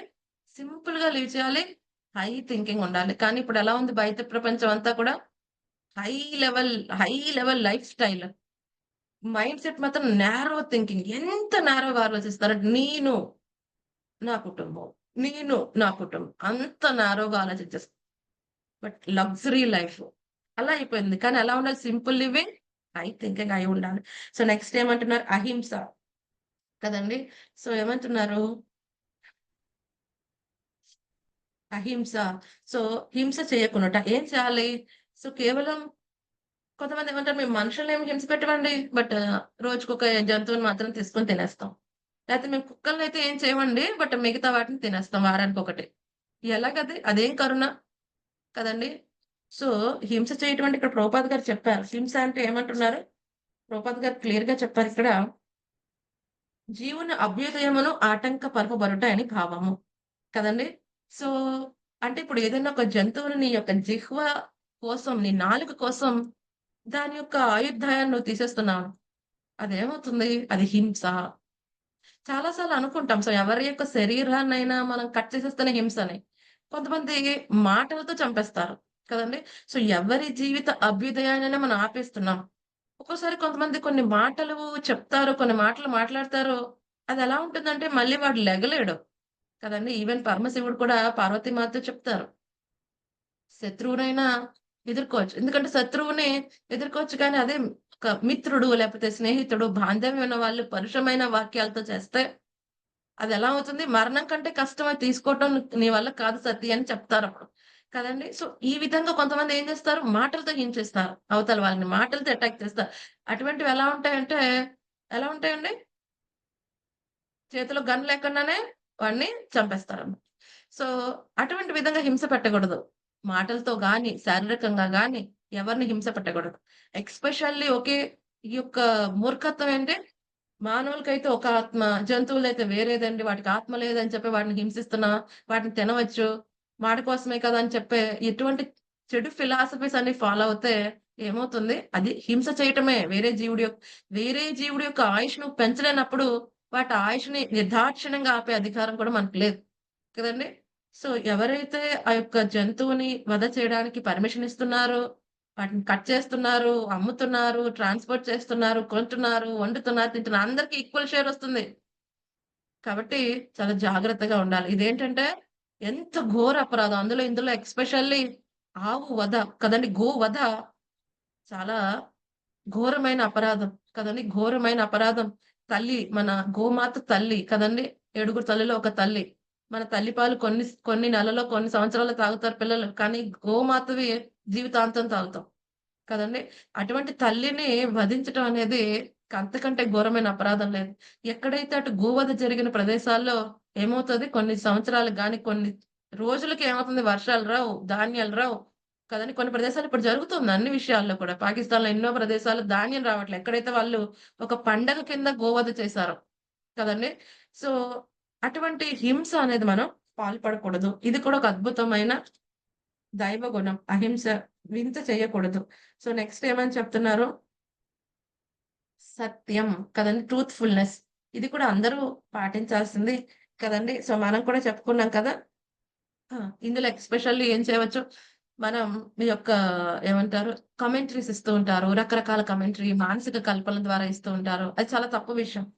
సో, ఎవరైతే ఈ యొక్క ప్రచారం చేయాలి అనుకుంటున్నారో వాళ్ళేం చేయాలి? యథాతథంగా చెప్పాలి. అంతేగాని మనం కూడా ఎవరివైనా తీసుకునేటప్పుడు కామెంటరీ ఏమైనా ఫాలో అయ్యేటప్పుడు కదండీ! ఏం చేయాలి? ప్రామాణికమైన వాళ్ళా కాదా వీళ్ళు? గురు పరంపరలో వచ్చిన వాళ్ళా కాదా అని చూడాలి. సో, ఎప్పుడైతే భగవంతుని గురించి ఈ యొక్క భగవద్గీత గాని, భాగవతం గాని వాళ్ళ ఓన్ కామెంటరీలో రాయటం అనేది అసత్యాన్ని ప్రచారం చేయటం లాంటిది. అది చాలా ఘోరమైన అపరాధం కదండీ! స్వామికి, శాస్త్రానికి అపరాధం చేస్తే ఇక వాడి పరిస్థితి ఎలా ఉంటుంది నెక్స్ట్ జన్మలో ఊహించలేం. కదండీ! సో, అందుకనే సత్యం చూడాలి. నెక్స్ట్ ఏమంటున్నారు? సత్యం అక్రోధ కోపం లేకునుట. కదండీ! సో, కోపం ఎందుకొస్తుంది? కోరికలు తీరకపోతే త్రిగుణాలను వస్తుంది. జయించక మాతాజీ, త్రిగుణాలను జయించకపోతే కోపం వస్తుంది. కోరికలు వెనక్కి తీరపోతే వస్తుంది కోపం. ఓకే. త్రిగుణాలను నచ్చినవి జయించకపోయినా వస్తుంది. మనకు ఓకే. నచ్చినవి జరిగినా వస్తుంది. ఓకే. మనం నచ్చినవి అనుకున్నది జరిగినా జరగకపోతే వస్తుంది. ఓకే. మన మాట వినకపోతే మన మాట ఇంకా వినకపోతే ఆ, మన మన మాట వినకపోతే వస్తుంది. కరెక్ట్. వస్తుంది మాతాజీ. కోరికలు తీరకపోతే కూడా వస్తుంది. కోరికలు తీరపోతే వస్తుంది. ఇంకా మనమే పెద్దోళ్ళము మనమే అంతా అనేసి మన మాట ఇనుకోకుండా ఉంటే అప్పుడు చాలా కోపం వస్తుంది మాతాజీ. మన మాట వినకుండా ఉంటే కోపం వస్తుంది. ఓకే. ఇంకా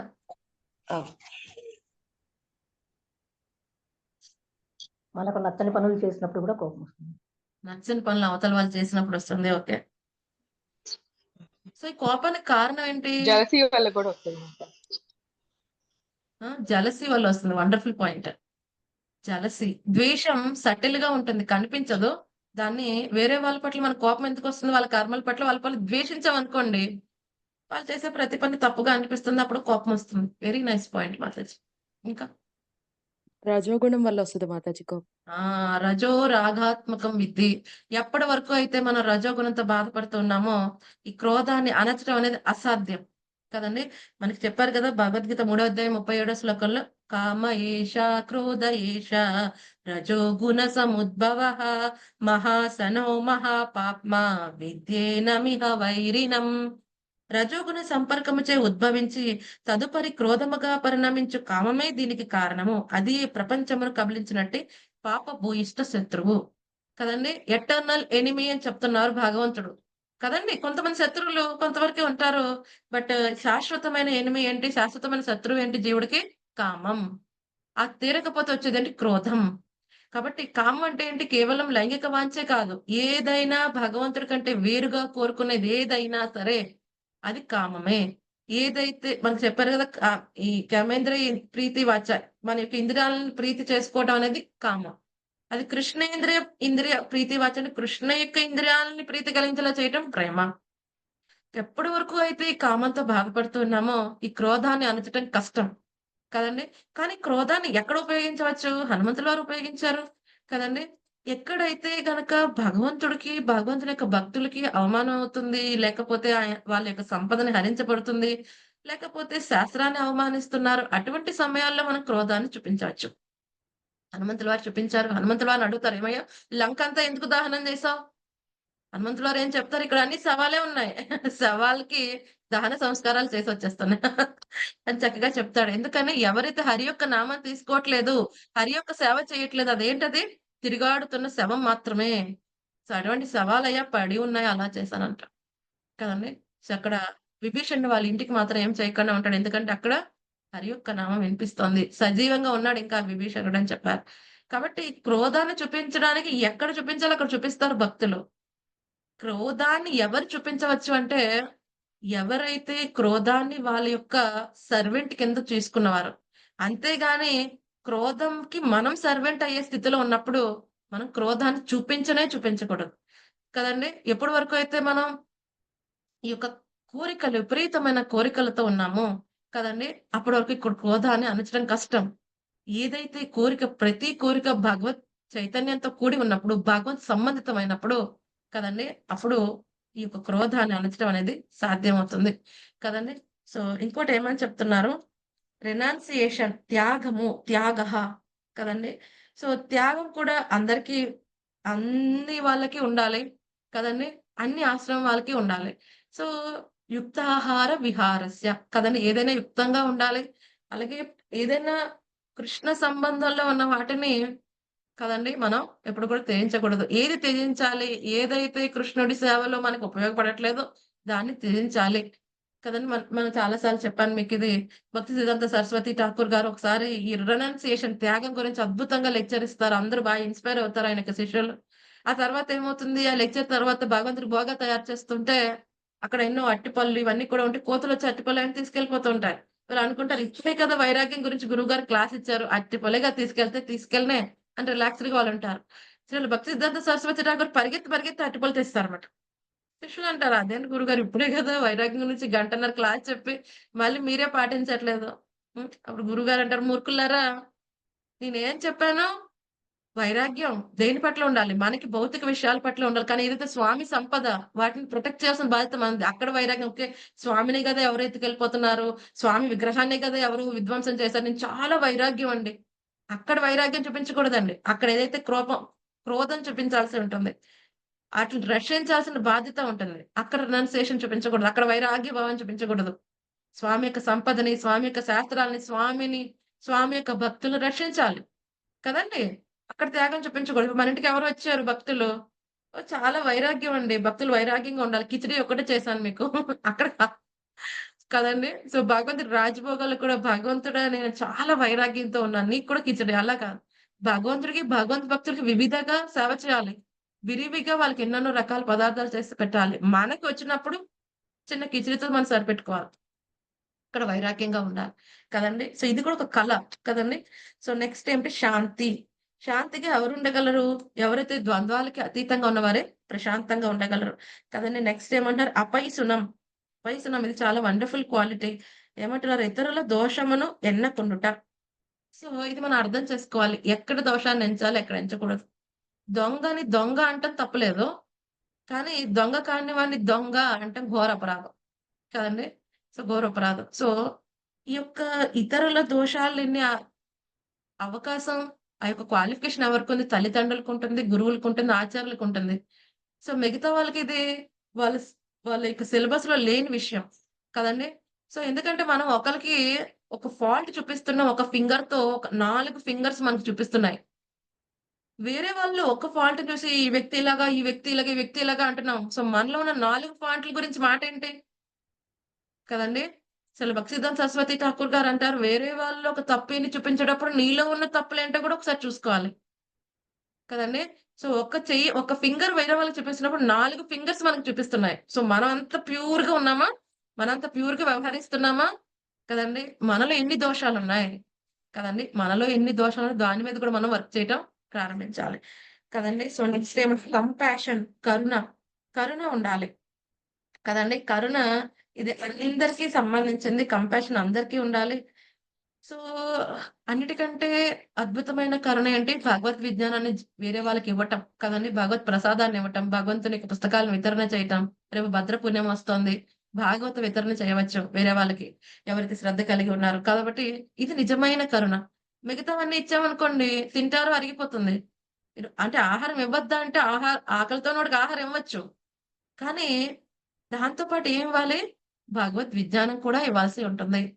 కదండీ! సో, ఇప్పుడు ప్రభుపాద్ గారు చెప్తారు. నిజమైన కరుణ అంటే ఏం కరుణ? ఇప్పుడు ఎవరో సముద్రంలో మునిగిపోతున్నారు. వాడి కోటుని తీసుకొని బయటకొచ్చి నేను కాపాడేసాను. వాడి కోటుని కాపాడేసాను. వాడు మునిగిపోయాడు. అలాగే మన వాళ్ళ దేహాన్ని కాపాడేసాం. వాళ్ళ ఆత్మ యొక్క ఉద్ధరణని మనం వదిలేసాం అనుకోండి. అది నిజమైన కాపాడటం కాదు. వాళ్ళకి శరీరానికి కావాల్సిన పోషణ ఇస్తూనే మనం ఏం చేయాలి? వాళ్ళకి ఆత్మను ఉద్ధరణకి ఏం చేయాలి? అది కూడా మనం వాళ్ళకి ఇవ్వగలిగితే అది నిజమైన కరుణ. ఇది అందరి పట్ల ఉండాలి. వైష్ణవులకి ఈ క్వాలిటీ చాలా అద్భుతమైన విషయం అన్నమాట. సో, నెక్స్ట్ ఏమన్నారు? భూతేషు దయా భూతిషు అన్ని జీవుల పట్ల కరుణ. నెక్స్ట్ అలోలుప్త్యం. అలోలుప్త్యం అంటే లోభం లేకుండా ఉండటం. కదండీ! సో, మనం ఎప్పుడైతే లోభంగా ఉన్నామో వాడేం చేస్తారు కొంతమంది అంటారు కదా! ఏం చేస్తారు వాళ్ళు? ఆహ్, ఏమంటారు? ఎంగిలి చేత్తో కాకిని కూడా కొట్టడం అని. సో, వాళ్ళేం చేస్తారు? వాళ్ళు తినటానికే వేరే వాళ్ళని అడుక్కొని తింటారు. బీరువాలో చాలా ఉంటాయి. కదండీ! సో, 10 తరాల వరకు తినడానికుంటది. కానీ వాడు ఏదైనా తినాలన్నా, ఏదైనా బట్ట కట్టుకోవాలన్నా, ఏదైనా స్వీట్ తినాలన్నా, ఎవరైనా ఇస్తే బావుండని ఎదురు చూస్తూ ఉంటాడు. అంత లోభిగా ఉంటారు. కదండీ! సో, ఈ లోభత్వం ఒక వరకు ఓకే. కానీ ఆధ్యాత్మిక జీవితంలో లోభిగా ఉండకూడదు. అంటే ఏంటి? మానవ జన్మ వచ్చినప్పుడు లోభిగా ఉండటం అంటే, మానవ జన్మను వృధా పరుచుకోవటం కూడా లోభిలాగా ఉండటమే. కదండీ! మానవ జన్మలో నిన్ను ఉద్ధరించుకోవటమే కాకుండా, వేరే వాళ్ళందరిని ఉద్ధరించే అద్భుతమైన శక్తి ఉన్నప్పటికీ కూడా, జంతువులాగా బతికేస్తున్నాం అంటే లోభిలాగా ఉన్నట్టే. కాబట్టి ఏం చేయాలి? ఈ లోభత్వాన్ని విడిచిపెట్టి కదండీ! మన జీవిత యొక్క చర్మ లక్ష్యాన్ని మనం తెలుసుకోవాలి. నెక్స్ట్ మార్ధవం, మృదుత్వం చాలా ఏమంటున్నారు? మృదువుగా డీల్ చేయాలి. ఫ్రెండ్లీగా డీల్ చేయాలి. కదండీ! సో, చాలా మంది చాలా కటువుగా చెప్తారు. ఇప్పుడు వేరే వాళ్ళది తప్పు ఉంటే చెప్పటం తప్పులేదు. బట్ ప్రతిదానికి ఒక పద్ధతి ఉంది. ఒక పద్ధతిగా వ్యవహరించాల్సి ఉంటుంది. బట్ చాలా కటువుగా చెప్తే ఏమంటారు?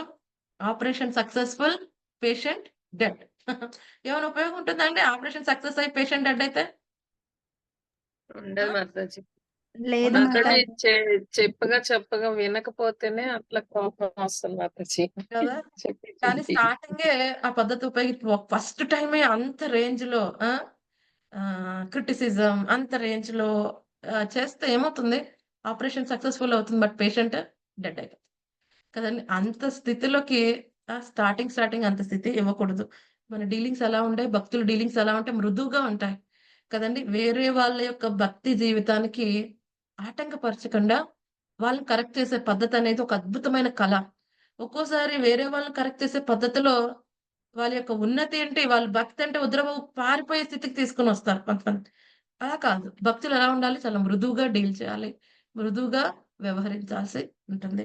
సో ప్రభుపాద్ గారిని ఒకసారి వచ్చి ఒక భక్తుడు అడుగుతారు, నేను అసలు తట్టుకోలేకపోతున్నాను, వీళ్ళు ఎవరు నా మాట వినట్లేదు, టెంపుల్ ప్రెసిడెంట్ అని పేరు కానీ ఎవరు నా మాట వినట్లేదు ప్రభుపాద్, నేను సహించలేకపోతున్నాను.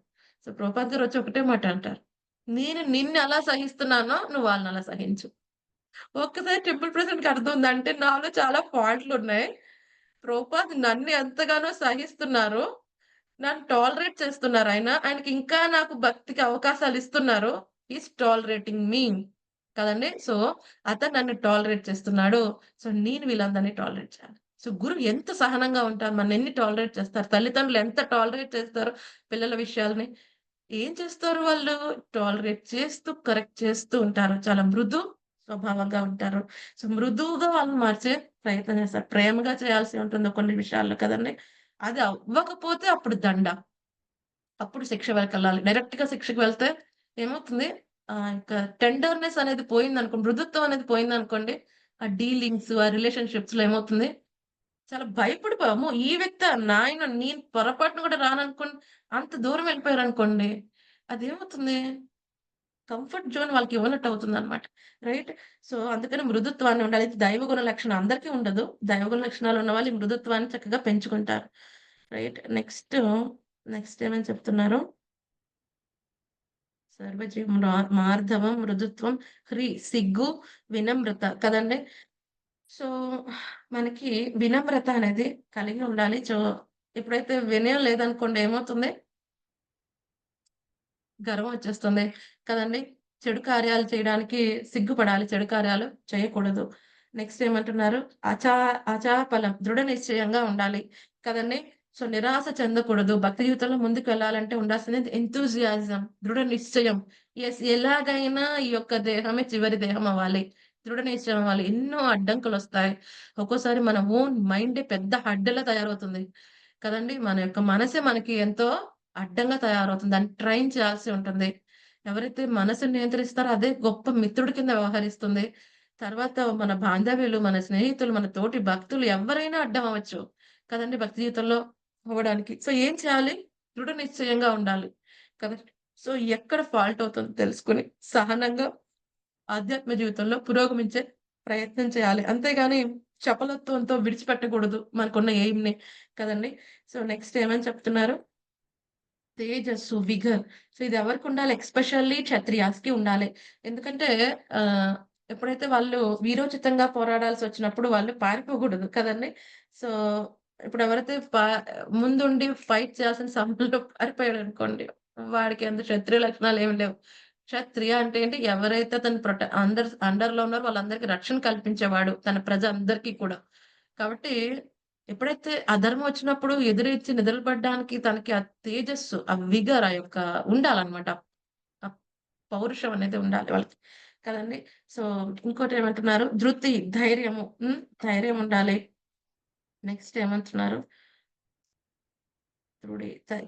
క్షమాగుణం ఉండాలి కదండి, క్షమాగుణం. సో ఇది చాలా అద్భుతమైన క్వాలిటీ, అందరికీ ఉండాలి, ఎక్స్పెషల్లీ క్షత్రియాస్కి. ఎందుకంటే వాళ్ళ దగ్గర చాలా పవర్ ఉంటుంది. సో పవర్ ఉన్నప్పుడు మిస్యూటిలైజ్ చేసే అధికారం ఉంటుంది. ఎవరికైతే పవర్ ఉంటుందో దే కెన్ ఈజీలీ కరప్ట్ అన్నమాట. Power destroys. పవర్ అనేది ఏంటంటే ఒక ముళ్ళ కంచె కదండి. ఆ కంచె మీద కూర్చున్నప్పుడు ఏమవుతుంది, బాధే కలుగుతుంది ఎక్కువ. సో పవర్ ఏం చేస్తుంది, ఒక్కోసారి డిస్ట్రాయ్ చేస్తుంది వాళ్ళకున్న అద్భుతమైన మంచి గుణాలన్నిటిని కూడా. సో పవర్ ని ఎంత వరకు దాన్ని చేతిలో తీసుకోవాలి అంతవరకు తీసుకోవాలి. పవర్ ని తీసుకెళ్లి తల మీద పెట్టుకుంటే గర్వం వచ్చేస్తుంది. ఓ నేను అథారిటీ, ఏదైనా చేయవచ్చు, ఏదైనా అనవచ్చు, ఏదైనా చేయవచ్చు. సో అలాగే రాజుకి ఎంతో పవర్ ఉంటుంది కదండి. ఆ పవర్స్ చిన్న చిన్న తప్పులు కూడా పెద్ద పెద్ద పనిష్మెంట్లు ఇచ్చేసాడు అనుకోండి కదండి. ఇప్పుడు కంపెనీలోనే పనిచేస్తున్నావు. నీ లీడర్ దగ్గర ఏదో పనిచేస్తావు. చిన్న తప్పుకి తీసుకుని వెళ్ళి ఏ సీఈఓ ఎదురుగుండా నిలబెట్టేసాడు. లేకపోతే ఏదో పెద్ద పనిష్మెంట్ ఇస్తున్నాడు. అది ఈక్వల్ ప్రొపరేటరీ కాదు. మనం చెప్పుకున్నాం పరీక్షణ్ మహారాజు కూడా చేసిన చిన్న అపరాధానికి ఏం చేశాడు ఆయన? బ్రాహ్మణ బాలుడు శృంగి తర్షకుడు వచ్చి కాటేయాలని పెద్ద శాపం ఇచ్చాడు. అసలు ఈక్వల్ ప్రపోర్షనే కాదు అది. కదండి.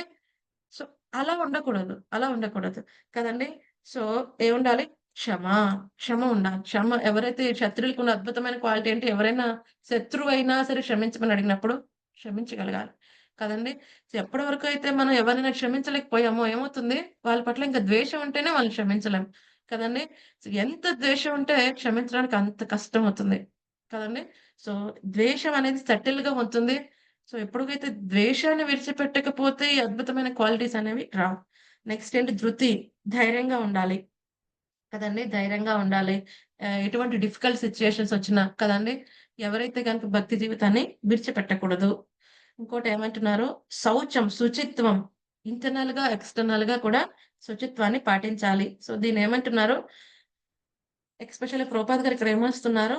వైశ్యులకి ఇది కంపల్సరీగా అవసరం. ఎందుకంటే వీళ్ళు ఈ మార్కెటింగ్ ప్రభుపాద్ గారు ఇక్కడ రాశారు. ఎన్నడను నల్ల బజార్లో వ్యాపారం చేయరాదు. బ్లాక్ మార్కెటింగ్ చేయకూడదు కదండి. సో ఎందుకంటే అవకాశం ఉన్నది. ఓకే, ఈ యొక్క కమాడిటీ చాలా తక్కువ ఉంది, బ్లాక్ మార్కెటింగ్ చేద్దాం, ఎక్కువ లాభం పొందుతాం. బట్ అది ఏమవుతుంది? శుచిత్వం, ఇంటర్నల్ క్లీన్నెస్ అనేది దెబ్బతీస్తుంది. అనే కాదు, ఎవరైనా సరే శుచిత్వంగా ఉండాలి. ఇంటర్నల్ గా ఎక్స్టర్నల్ గా వాళ్ళు ఉన్న ఆశ్రమానికి, ఇందాక మన గురు మహారాజ్ చెప్పారు, ఏ ఆశ్రమంలోనూ తనకి హానెస్ట్ గా ఉండాలి కదండి. భక్తుడైన వాడు హానెస్ట్ గా ఉండాలి. ఏదో లేని భక్తిని ఆపాదించుకుని నేను ఇంత భక్తులను పోస్ట్ చేసుకోవటం కూడా అది ఇంటర్నల్ గా అన్‌క్లీన్ గా ఉన్నవాడే చేసే పని కదండీ. ఇంటర్నల్ గా క్లీన్ గా ఉండాలి. ఇంటర్నల్ గా క్లీన్ గా ఉన్నప్పుడు ఏమవుతుంది? మనసు స్థిరంగా ఉంటుంది కదండీ. సో శుచిగా బాహ్యంగా ఓకే అన్ని అలంకరణలు చేసుకొని ఇంటర్నల్ గా ఎంతో కంపు పెట్టుకొని బయటికి మాత్రం మృదు వచనాలు మాట్లాడుతూ లోపల ఎంతో కంపుతో ఉంటే అదేమవుతుంది? శుచిత్వం కాదది కదండీ. కంపు కొడుతూ ఉంటుంది. సో ఎవరైతే ఆల్రెడీ కంపులో ఉన్న వాళ్ళకి మన కంపు తెలియకపోవచ్చు. బట్ ఎవరైతే శుచిగా ఉన్న వాళ్ళ దగ్గరికి మనం వెళ్ళినప్పుడు మన కంపు వాళ్ళు ఈజీగా పసిగట్టేసి వాళ్ళ దగ్గరికి కూడా రారు మన దగ్గరికి. కాబట్టి శుచిత్వం ఇంటర్నల్ అండ్ ఎక్స్టర్నల్, బాహ్యంగా అంతర్గతంగా దీన్ని పాటించాలి. అద్రోహ అంటే ఏమంటున్నారు? సో అసూయ లేకుండా ఉండటం కదండి. అసూయ లేకుండా ఉండటం ఇది చాలా చాలా అవసరం అన్ని ఆశ్రమం వారికి కదండి. ఎందుకంటే దీని వల్లే మనం భౌతిక ప్రపంచానికి వచ్చాం. భగవంతుడి పట్ల అసూయ పెట్టుకుని ఇక్కడికి వచ్చాం. మళ్ళీ అద్భుతమైన క్వాలిటీని విడిచిపెట్టినంత సేపు కూడా ఇక్కడే ఉండాలి. కాబట్టి ఆధ్యాత్మిక ప్రపంచానికి వెళ్ళాలనుకున్న వారు ఏం చేయాలి? ఈ అద్భుతమైన దరిద్రమైన ఈ అసూయ, ద్వేషం అనే క్వాలిటీని ఇక్కడే విడిచిపెట్టాలి. ఎందుకంటే దీనికి ఆధ్యాత్మిక ప్రపంచంలో దీనికి వాల్యూ లేదు. అది ఉంటే ఎంట్రన్స్ ఉండదు. కాబట్టి దీన్ని ఇక్కడే విడిచిపెట్టాలి. సో నెక్స్ట్ ఏమంటున్నారు? నాతి మానిత కదండి. నాతి మానిత ఇది చాలా అద్భుతమైన విషయం. అంటే గౌరవమును కోరకుండుట కదండి. అందరికి గౌరవం ఇవ్వాలి. ఎవరి నుంచి కూడా గౌరవం ఆశించకూడదు. ఎప్పుడు బాధ కలుగుతుంది? ఎవరి దగ్గర నుంచైనా మనం ఏదైనా ఎక్స్పెక్ట్ చేస్తేనే బాధ కలుగుతుంది. ఈ వ్యక్తి నన్ను ఇలా గౌరవించాలి, ఈ వ్యక్తి నన్ను ఇలా అర్థం చేసుకోవాలి, ఈ వ్యక్తి నన్ను ఈ విధంగా అనుకున్నప్పుడే, ఎప్పుడైనా ఎక్స్పెక్టేషన్ ఉంటేనే బాధ కదండి. సో ఎప్పుడైతే చైతన్య మహాప్రభు చెప్పారు, అమానినా మానదీన కీర్తనీయ సదాహరిహి, తృణం కంటే తక్కువగా భావించాలి. మనకి చాలా చిన్న ఫార్ములా అయినా పాటించడం చాలా కష్టమైనప్పటికీ ఇది పాటించగలిగిన వాడు ఆధ్యాత్మికతలో చాలా బాగా ముందుకు వెళ్తారు. అందరికీ రెస్పెక్ట్ ఇవ్వాలి. స్పెషల్ రెస్పెక్ట్ భక్తులకి, భగవంతుడికి ఇవ్వాలని చెప్పి చైతన్య మహాప్రభు చెప్తారు. శ్రీల ప్రభుపాద్ గారు కూడా చెప్తారు.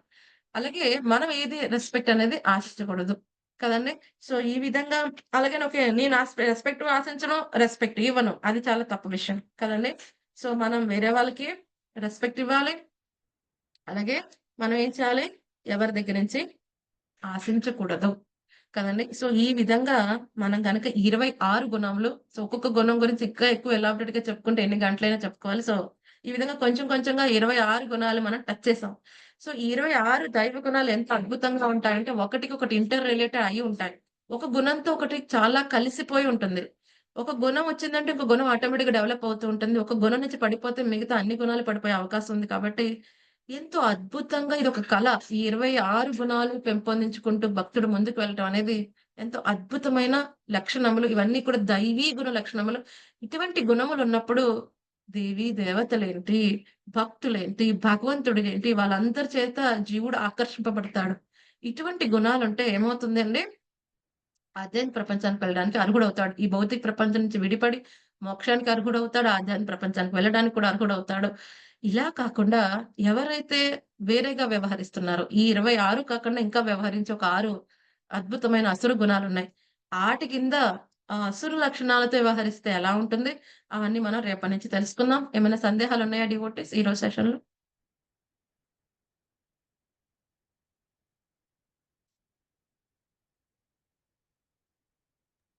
హరే కృష్ణ మాతాజీ. ఈ రోజు సెక్షన్ లో ఒక చిన్న సందేహం. మనం హరే కృష్ణ మాతాజీ. యెస్ మాతాజీ అడగండి. ఇప్పుడు మనము అంటే మానవులు దేహాన్ని విడిచిపెట్టేటప్పుడు ముందుగానే ఆత్మ ఇంకొక దేహాన్ని రెడీ చేసుకొని దానికి అనుగుణంగా విడిచిపెడుతుంది అని చెప్పారు మాతాజీ ఒక సందర్భంలో. ఓకే. అయితే ఇప్పుడు మరి కొంతమంది పాప కార్యాలు పుణ్య కార్యాలు చేస్తారు కదా, మరి నరకానికి వెళ్తారు, స్వర్గానికి వెళ్తారు, అలా చెప్తారు. అది నిజంగా జరుగుతుందా? లేదు అంటే ఇప్పుడు ఈ కర్మలన్నీ అయిపోయాకంటే వెంటనే దేహాన్ని రెడీ చేసుకొని ఆత్మ వేరే దానికి వెళ్తుంది కదా, అప్పుడు ఇవన్నీ ఎప్పుడు అనుభవిస్తారు అనేది నాకు అంటే ఎప్పుడైతే రెండు ఇక్కడ రకాల దేహం విడిచిపెడతామో థ్యాంక్ యూ మాతాజీ. Wonderful question. ఎప్పుడైతే ఈ దేహం విడిచిపెడతామో ఏమవుతుంది? సో పాపం ఉన్నా, పుణ్యం ఉన్నా మళ్ళీ యమధర్మరాజుని దర్శించాల్సి వస్తుంది కదండీ! సో అక్కడ నేను విన్న ప్రకారం ఏంటంటే గరుడ పురాణం గురించి ఒకసారి మలేషియా నుంచి ఒక ప్రభు వచ్చారు. అప్పుడు ఇస్కాన్ శేషాద్రిపురంలో చక్కగా మంచి సెషన్ తీశారు గరుడ పురాణం మీద. సో ఎవరైనా సరే అక్కడికి వెళ్ళాల్సి వస్తుంది. అక్కడ 2 ద్వారాలుంటాయి. ఎవరైతే పుణ్యం చేసిన వాళ్ళు ఒక ద్వారం నుంచి వెళ్తారో, పాపాత్ములందరూ ఒక ద్వారం నుంచి వెళ్తారు. సో, సో ఎవరైతే కొంచెం చాలా ధార్మికంగా ఉంటున్నారో వాళ్ళందరికీ ఆయన ధర్మరాజులా కనిపిస్తాడో, లేకపోతే యముడు కింద కనిపిస్తారో శిక్షించడానికి అని చెప్తారు. సో, ఎందుకంటే వాళ్ళ స్థితిని బట్టి ఆయన ఆ విధంగా రిసీవ్ చేసుకోవడం అనేది జరుగుతుంది. రైట్. సో, ఏమవుతుంది ఈ యొక్క పాపపు కార్యాలు చేసిన వాళ్ళకి ఇక్కడ అక్కడ నరక లోకాలుంటాయి. కొన్ని 20 పైన నరక లోకాలున్నాయి. అక్కడికి వాళ్ళు నరక యాతనలని అనుభవిస్తారు. అనుభవించిన తర్వాత కొన్ని ఫ్రాక్షన్స్ మళ్ళీ మిగిలిపోతాయి. కదండీ! ఇప్పుడు 4.444444 అనుకోండి. 4 వరకు అక్కడ అనుభవించి మిగతా 0.444 తీసుకొనొస్తారు. అలాగే పుణ్యమైనా అంతే. స్వర్గలోకానికి వెళ్తారు కదండీ! సో, వాళ్ళకి స్వర్గానికి ముందుకు పుణ్యలోకాలు తీసుకోవడానికి స్వర్గానికి వెళ్ళాలి, నరకానికి వెళ్ళాలనేది మళ్ళీ అక్కడ డిసైడ్ అవ్వబడుతుంది. సో పుణ్యం కూడా కొంతవరకు అనుభవిస్తారు. సో, అనుభవించిన తర్వాత మళ్ళీ ఫ్రాక్షన్స్ ఉంటాయి. సో, మళ్ళీ ఆ ఫ్రాక్షన్స్ అనేవి తీసుకొని మళ్ళీ మనం దేహం తీసుకోవాల్సి ఉంటది. అందుకని సుఖం, దుఃఖం 2 ఇక్కడుంటాయి. రైట్. సో, ఆ విధంగా ఎప్పుడు వెంటనే జన్మొస్తుందా ఏంటి అన్నది అది డిసైడ్ చేయబడుతుంది మన కర్మానుసారం. రైట్. అదండి. Okay Mataji. Thank you Mataji. అంటే ఈ 2 అనుభవించిన తర్వాత మనకి దేహాన్ని మళ్ళీ జన్మ తీసుకుంటాం మీరు అన్నట్టు. అదే ఇంకా మిగిలిపోయిన ఫ్యాక్షన్స్ కి ఇక్కడ ఆల్రెడీ పంది దేహాన్ని తీసుకోవాలంటే ఆల్రెడీ ట్రైనింగ్ ఇవ్వబడుతుంది అక్కడ నరకంలో. Okay okay madam. అంటే ఆ 2 జరిగిన అందుకని తర్వాత మనకి అవును. అందుకని ఇక్కడికొచ్చి పందిలాగా ప్రశాంతంగా తినగలడు. లేకపోతే మలమూత్రాలు ఎలా తింటాడు జీవుడు? Already training is completed. Mataji, Hare Krishna. Hare Krishna. భక్తి గురువు ద్వారా భక్తియుత సేవ ఏర్పాటు చేసుకున్నప్పుడు ఈ సద్గుణాలు ఆటోమేటిక్ గానే డెవలప్ అవుతాయి మాతాజీ.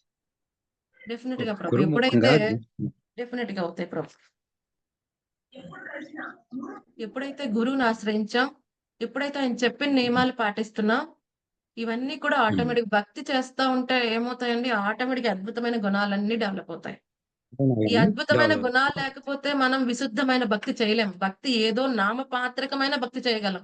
ఇవన్నీ గుణాలు లేకపోతే మనం ఏం చేస్తున్నాం? సత్వగుణ పూరితమైన భక్తి, రజోగుణ పూరితమైన భక్తి, తమోగుణ పూరితమైన భక్తి మాత్రమే చేయగలం. విశుద్ధ భక్తి చేయాలంటే ఇవన్నీ అద్భుతమైన క్వాలిటీస్ ఉండాలి. కపిల భగవాన్ చెప్తాడు కదా! భక్తి గుణాతీతమైనప్పటికీ కూడా భక్తి చేసే వాడి యొక్క మూడుని బట్టి మన సత్వగుణ భక్తి, రజోగుణ భక్తి, తమోగుణ భక్తి. సో, తమోగుణ భక్తి అంటే ఏంటి? వాడు అనుకుంటాడు నేను ఒక్కడినే భక్తి చేస్తున్నా. మిగతా వాళ్ళందరూ వేస్ట్ ఫెలోస్. వాళ్ళలో తప్పుంది, వీళ్ళలో తప్పుంది. అసలు సరిగ్గా చెప్పడమే రాదు. వాళ్ళు సరిగ్గా సేవ చేయటమే రాదు. నేనైతే ఎంత వండర్‌ఫుల్‌గా చేస్తాను. ఒక్క తప్పు చేయను.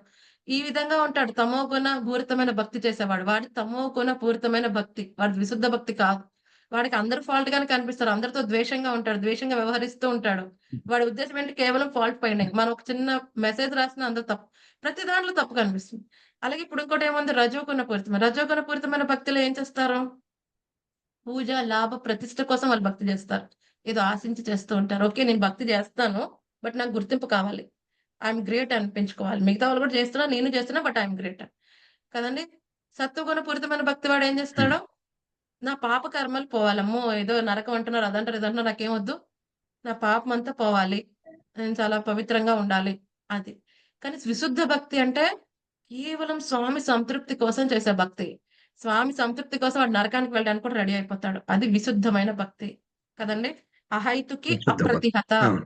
కదండి. భౌతిక ఏది కోరుకోకూడదు. అలాగే నిరంతరంగా సాగే భక్తి చేయాలంటే 26 గుణాలు అద్భుతంగా ఉండాలి. సో భక్తి ఇది ఎలా అంటే ఈ అన్ని గుణాలు పెంపొందించుకుంటూ ఉంటే భక్తి బాగా చేయగలం. భక్తి బాగా చేస్తున్న కొద్దీ ఇవి పెంపొందుతూ ఉంటాయి. 2 ఇంటర్ రిలేటెడ్ ప్రభు. కరెక్ట్ మాతాజీ. హరే కృష్ణ. ధన్యవాదాలు. ధన్యవాదాలు ప్రభు. ఓకే, ఇంకేం సందేహాలు హరే ఉన్నాయండి? కృష్ణ మాతాజీ. హరే కృష్ణ. మాతాజీ, కేశవ అంటే అర్థం ఏంటి మాతాజీ? కేశ అనే రాక్షసుని చంపడం అదేనా మాతాజీ? చంపినవాడు, అలాగే బ్రహ్మ రుద్రాదులతో ఆరాధింపబడేవాడు, అద్భుతమైన కేశములు కలవాడు. హరే హరే కృష్ణ. కృష్ణ మాతాజీ. ఇప్పుడు రేపు భద్ర పూర్ణిమ వస్తుంది కదా మాతాజీ. Yes, ఇప్పుడు మాతాజీ. మా మా వీళ్ళు మా అక్క వాళ్ళ ఇంట్లో ఇది అనంత చతుర్దశిది ఉద్యాపన పెట్టుకున్నారు మాతాజీ. ఇప్పుడు ఓకే. మనము అక్కడికి పోయి అకస్మాత్తు ఈ భాగవతం ఎత్తుకపోయి పూజకి పెట్టి చేయొచ్చా అక్కడ? డెఫినెట్ గా భాగవతాన్ని రేపొద్దున్న చక్కగా ఒక్క రోజే కాదు, ఎప్పుడు భాగవతాన్ని వర్షిప్ చేయవచ్చు. చక్కగా మీరు చేస్తాం మాతాజీ. భాగవతాన్ని అక్కడ సెట్ అంతా ఆ, పెట్టి ఆ, చక్కగా భాగవతానికి హారతి ఇస్తే అందరికి కూడా సుకృతి వస్తుంది. ఆ, భాగవతాన్ని దర్శించినా ఎంతో అదృష్టం, భాగవతాన్ని స్పృశించినా అది అదృష్టం. యావ స్కందం ఎత్తుకపోలుస్తుంది మాతాజీ, పదో స్కందం ఎత్తుకపోయేదా? ఓకే, అన్ని అన్ని ఎత్తుకపోతే ఎట్లా అన్ని అవుతుంది మాతాజీ? తీసుకెళ్ళలేము అనుకుంటే ఆ, 10వ స్కందం తీసుకెళ్ళండి, లేకపోతే 8వ స్కందం వామన చరిత్ర ఇప్పుడు రీసెంట్ గా జరిగింది, అదైనా పర్వాలేదు. 8దో స్కందం ఎత్తుకపోయేదా? 8వ స్కందం అయినా తీసుకెళ్ళండి, ఏదైనా పర్వాలేదు. భాగవతం ఇస్ భాగవతం. ఆ, అదే మాతాజీ, ఇంకా అక్కడికి ఎత్తుకపోయి ఇంకా అన్ని ఎత్తుకపోవాలంటే ఎట్లయితుంది మాతాజీ? ఒకటో పోన్లేండి, రెండో ఒక బుక్ 3, ఎత్తుకపోయేదా? 4, 5 అయినా తీసుకోండి. ఒక ఆల్టర్ లాగా సెట్ చేయండి. అందరికి పుష్పములు సమర్పించమని చెప్పండి. కుదిరితే అందుకోసమే మీరు వాళ్ళకి ఒక మాతాజీ. 5 నిమిషాలు ఏదైనా భాగవతం గురించి గ్లోరిఫై చేయగలిగితే చేయండి మాతాజీ, అది మీ అదృష్టం ఆ రోజు చేయగలిగితే. అంతే, అంత తాకత్ లేదు మాతాజీ. అయ్యో, తెలిసినట్టు మీ నోట్స్ చూసాను అప్పుడు, మీరు చదువుతున్నప్పుడు భాగవతం ఎంత నోట్స్ రాశారు. మీ నోట్స్ నేను చూసాను అప్పుడు. ఆ నోట్స్ లోవే 2 మాటలు చెప్పండి మాతాజీ. రైట్. ఆల్రెడీ గురు దీక్ష అయిపోయింది మీకు. సో ఈ విధంగా గురువు గారు ఎంతో సహకరిస్తారు ప్రచారానికి. సో 2 మాటలు ఆ పుస్తకంలో చూసే చదవండి. లేకపోతే ఏదైతే భాగవత పుస్తకాలు పట్టుకెళ్తున్నారో అందులోంచే ఒక పారాగ్రాఫ్ చదివి వినిపించండి చాలు. హరే కృష్ణ మాతాజీ. జై వండర్ఫుల్ మాతాజీ. ఇంకా అడిగానే తీసుకుపోతాము, హరే ఊరికి కృష్ణ మైనంత మాతాజీ. తీసుకుపోయేది వద్దు, ఆహా. మీతో అడిగి తీసుకుపోదాము అనే చెప్పింది మాతాజీ. డెఫినెట్ గా అయ్యో భాగవతాన్ని, భగవద్గీతని ప్రచారమైన ఆరాధన అయినా చేసే అవకాశం వస్తే ఎప్పుడు వదలకూడదు. హరే కృష్ణ మాతాజీ. వాళ్ళు హరే జాస్తి హరే జనం కృష్ణ కలుస్తా మాతాజీ. ఉండారు, సుమారు 500-600 జనం కలుస్తా ఉండారు. Very nice. ఎవరికైతే వాళ్ళకి ఎవరికి లబ్ధి ఉంటే వాళ్ళకి కాకొని ఇట్లా తీసుకొని పోయి ఇటు పూజకి పెట్టేస్తామంటే అనుకోను మాతాజీ. ఆ అగ్ని చిన్న పిల్లవాడు ముట్టుకున్నా పెద్దవాళ్ళు ముట్టుకున్నా కాలిపోద్ది. తెలిసి చేసినా తెలియకపోయినా భక్తి చేస్తే వాళ్ళకి సుకృతి వస్తుంది. హరే కృష్ణ మాతాజీ. హరే కృష్ణ మాతాజీ. మాతాజీ హరే కృష్ణ మాతాజీ. మాతాజీ ఇప్పుడు వైష్ణవాలయాలు నిర్మిస్తారుగా మాతాజీ, ఆ ఆలయాలు పక్కనే ఉప ఆలయం అని ఎందుకు శివాలయాలు నిర్మిస్తారు మాతాజీ? ఎందుకంటే క్షేత్రపాలక ఉంటారు ప్రతి ఆలయానికి కూడా మాతాజీ. సో క్షేత్రపాలక కింద చేస్తారు. సో ఎలాగైతే భగవంతుని మనం చెప్పుకున్నాం కదా, దేవీ దేవతలందరూ కూడా భగవంతుని యొక్క అంశలే. ఆయన వివిధ యూనివర్సల్ డిపార్ట్మెంట్ లో పనిచేస్తున్నారు. అందరూ కూడా సప్తగుణంలో వచ్చి విష్ణువుని ఆరాధించలేని వారు వివిధ దేవీ దేవతలను ఆశ్రయిస్తారు. సో ఆ విధంగా వివిధ దేవీ దేవతలకు వచ్చి మళ్ళీ భగవంతుని ఆశ్రయించడం అనేది ఒక అవకాశం వాళ్ళకి. ఓకే మాతాజీ హరే కృష్ణ. క్షేత్రపాలకులు అంటే ఆ మందిరానికి దేవుని ఎగ్జాక్ట్ గా ఎలా అనుకోవాలి మాతాజీ? ఎగ్జాక్ట్ గా అంటే మీ ప్రశ్న ఏంటి నాకు అర్థం కాలేదండి. ఇప్పుడు క్షేత్రపాలకులు అంటే ఇప్పుడు శివాలయంలో అలాంటి చోట్ల కాలభైరవుడు అలా ఉంటారు కదా మాతాజీ. ఆ, ఒక్కొక్క చోట ఒక్కొక్కళ్ళు క్షేత్ర పాలకులు అంటారు కదా మాతాజీ. కొన్ని యాక్చువల్ గా ఊళ్ళలోనేమో ఈ క్షేత్రపాలక ఇప్పుడు మామూలుగా బృందావన్ ధామ్ కి మన గోపీశ్వర మహాదేవ్ ఉన్నారు క్షేత్రపాలక కింద కదండి. సో అలాగే మన పూరి ధామ్ కి అక్కడ భువనేశ్వర్ స్వామి ఉన్నారు శివుడి కింద. సో ఈ విధంగా ఒక్కొక్కసారి ఒక్కొక్క ఆలయాన్ని ఒక క్షేత్రపాలక ఉంటారు. సో అప్పుడు ఉపాలయాలు ఇవన్నీ కూడా సమంజసంగా ఉంటాయి. కొన్ని చోట్ల మెయిన్ ఆలయంతో పాటు వేరే ఆలయాలు కూడా చేస్తారు. ఎందుకంటే అందరూ కూడా ఒకే లెవెల్‌లో విష్ణువుని ఆరాధించే లెవెల్‌లో ఉండరు కదా! సో, వాళ్ళందరికి కూడా ఒక అవకాశం అంతే. అంటే రక్షణ కల్పిస్తారు అని అనుకోవచ్చా మాతాజీ? క్షేత్రపాలకుడైతే క్షేత్రాన్ని రక్షిస్తూ ఉంటారు. Yes Mataji. Okay Mataji. Thank you. Hare Krishna. అంటే అక్కడ ఉన్న స్వామి రక్షించుకోలేడని కాదు. క్షేత్రపాలకుడు ఏంటంటే ఒక సర్వీస్ కింద ఆ స్వామికి చేస్తారు వాళ్ళు. సర్వీస్. అది ఓకే. సంరక్షించడానికి అవును. వచ్చింది. అదండి. అంటే స్వామి సంరక్షించుకోలేక క్షేత్రపాలకుడిని పెట్టుకున్నాడని కాదు. అదొక మనకి సర్వీస్‌కి మనల్ని సంరక్షించడానికి. ఆ క్షేత్రపాలక ఒక సర్వీస్ కింద అక్కడున్న స్వామికి చేస్తున్నట్టన్నమాట. ఓకే. అది. రైట్. ఓకే. జై wonderful. Thank you so much dear devotees. రేపటి నుంచి మనం ఈ అసుర స్వభావాలేంటి? అసలు మనలో ఏ రేంజ్‌లో ఉన్నాయి అవి? అవి తొలగించుకోవాలంటే ఏం చేయాలి? అవన్నీ మనం స్వామి మాటలో తెలుసుకుందాం. హరే కృష్ణ కృష్ణ కృష్ణ హరే హరే, హరే రామ రామ రామ హరే హరే. గ్రంథరా శ్రీమద్ భగవద్గీత की जय, श्रील प्रभुपाद की जय, निताय गौर प्रेमानंदे हरि हरि बोल. హరి బోల్.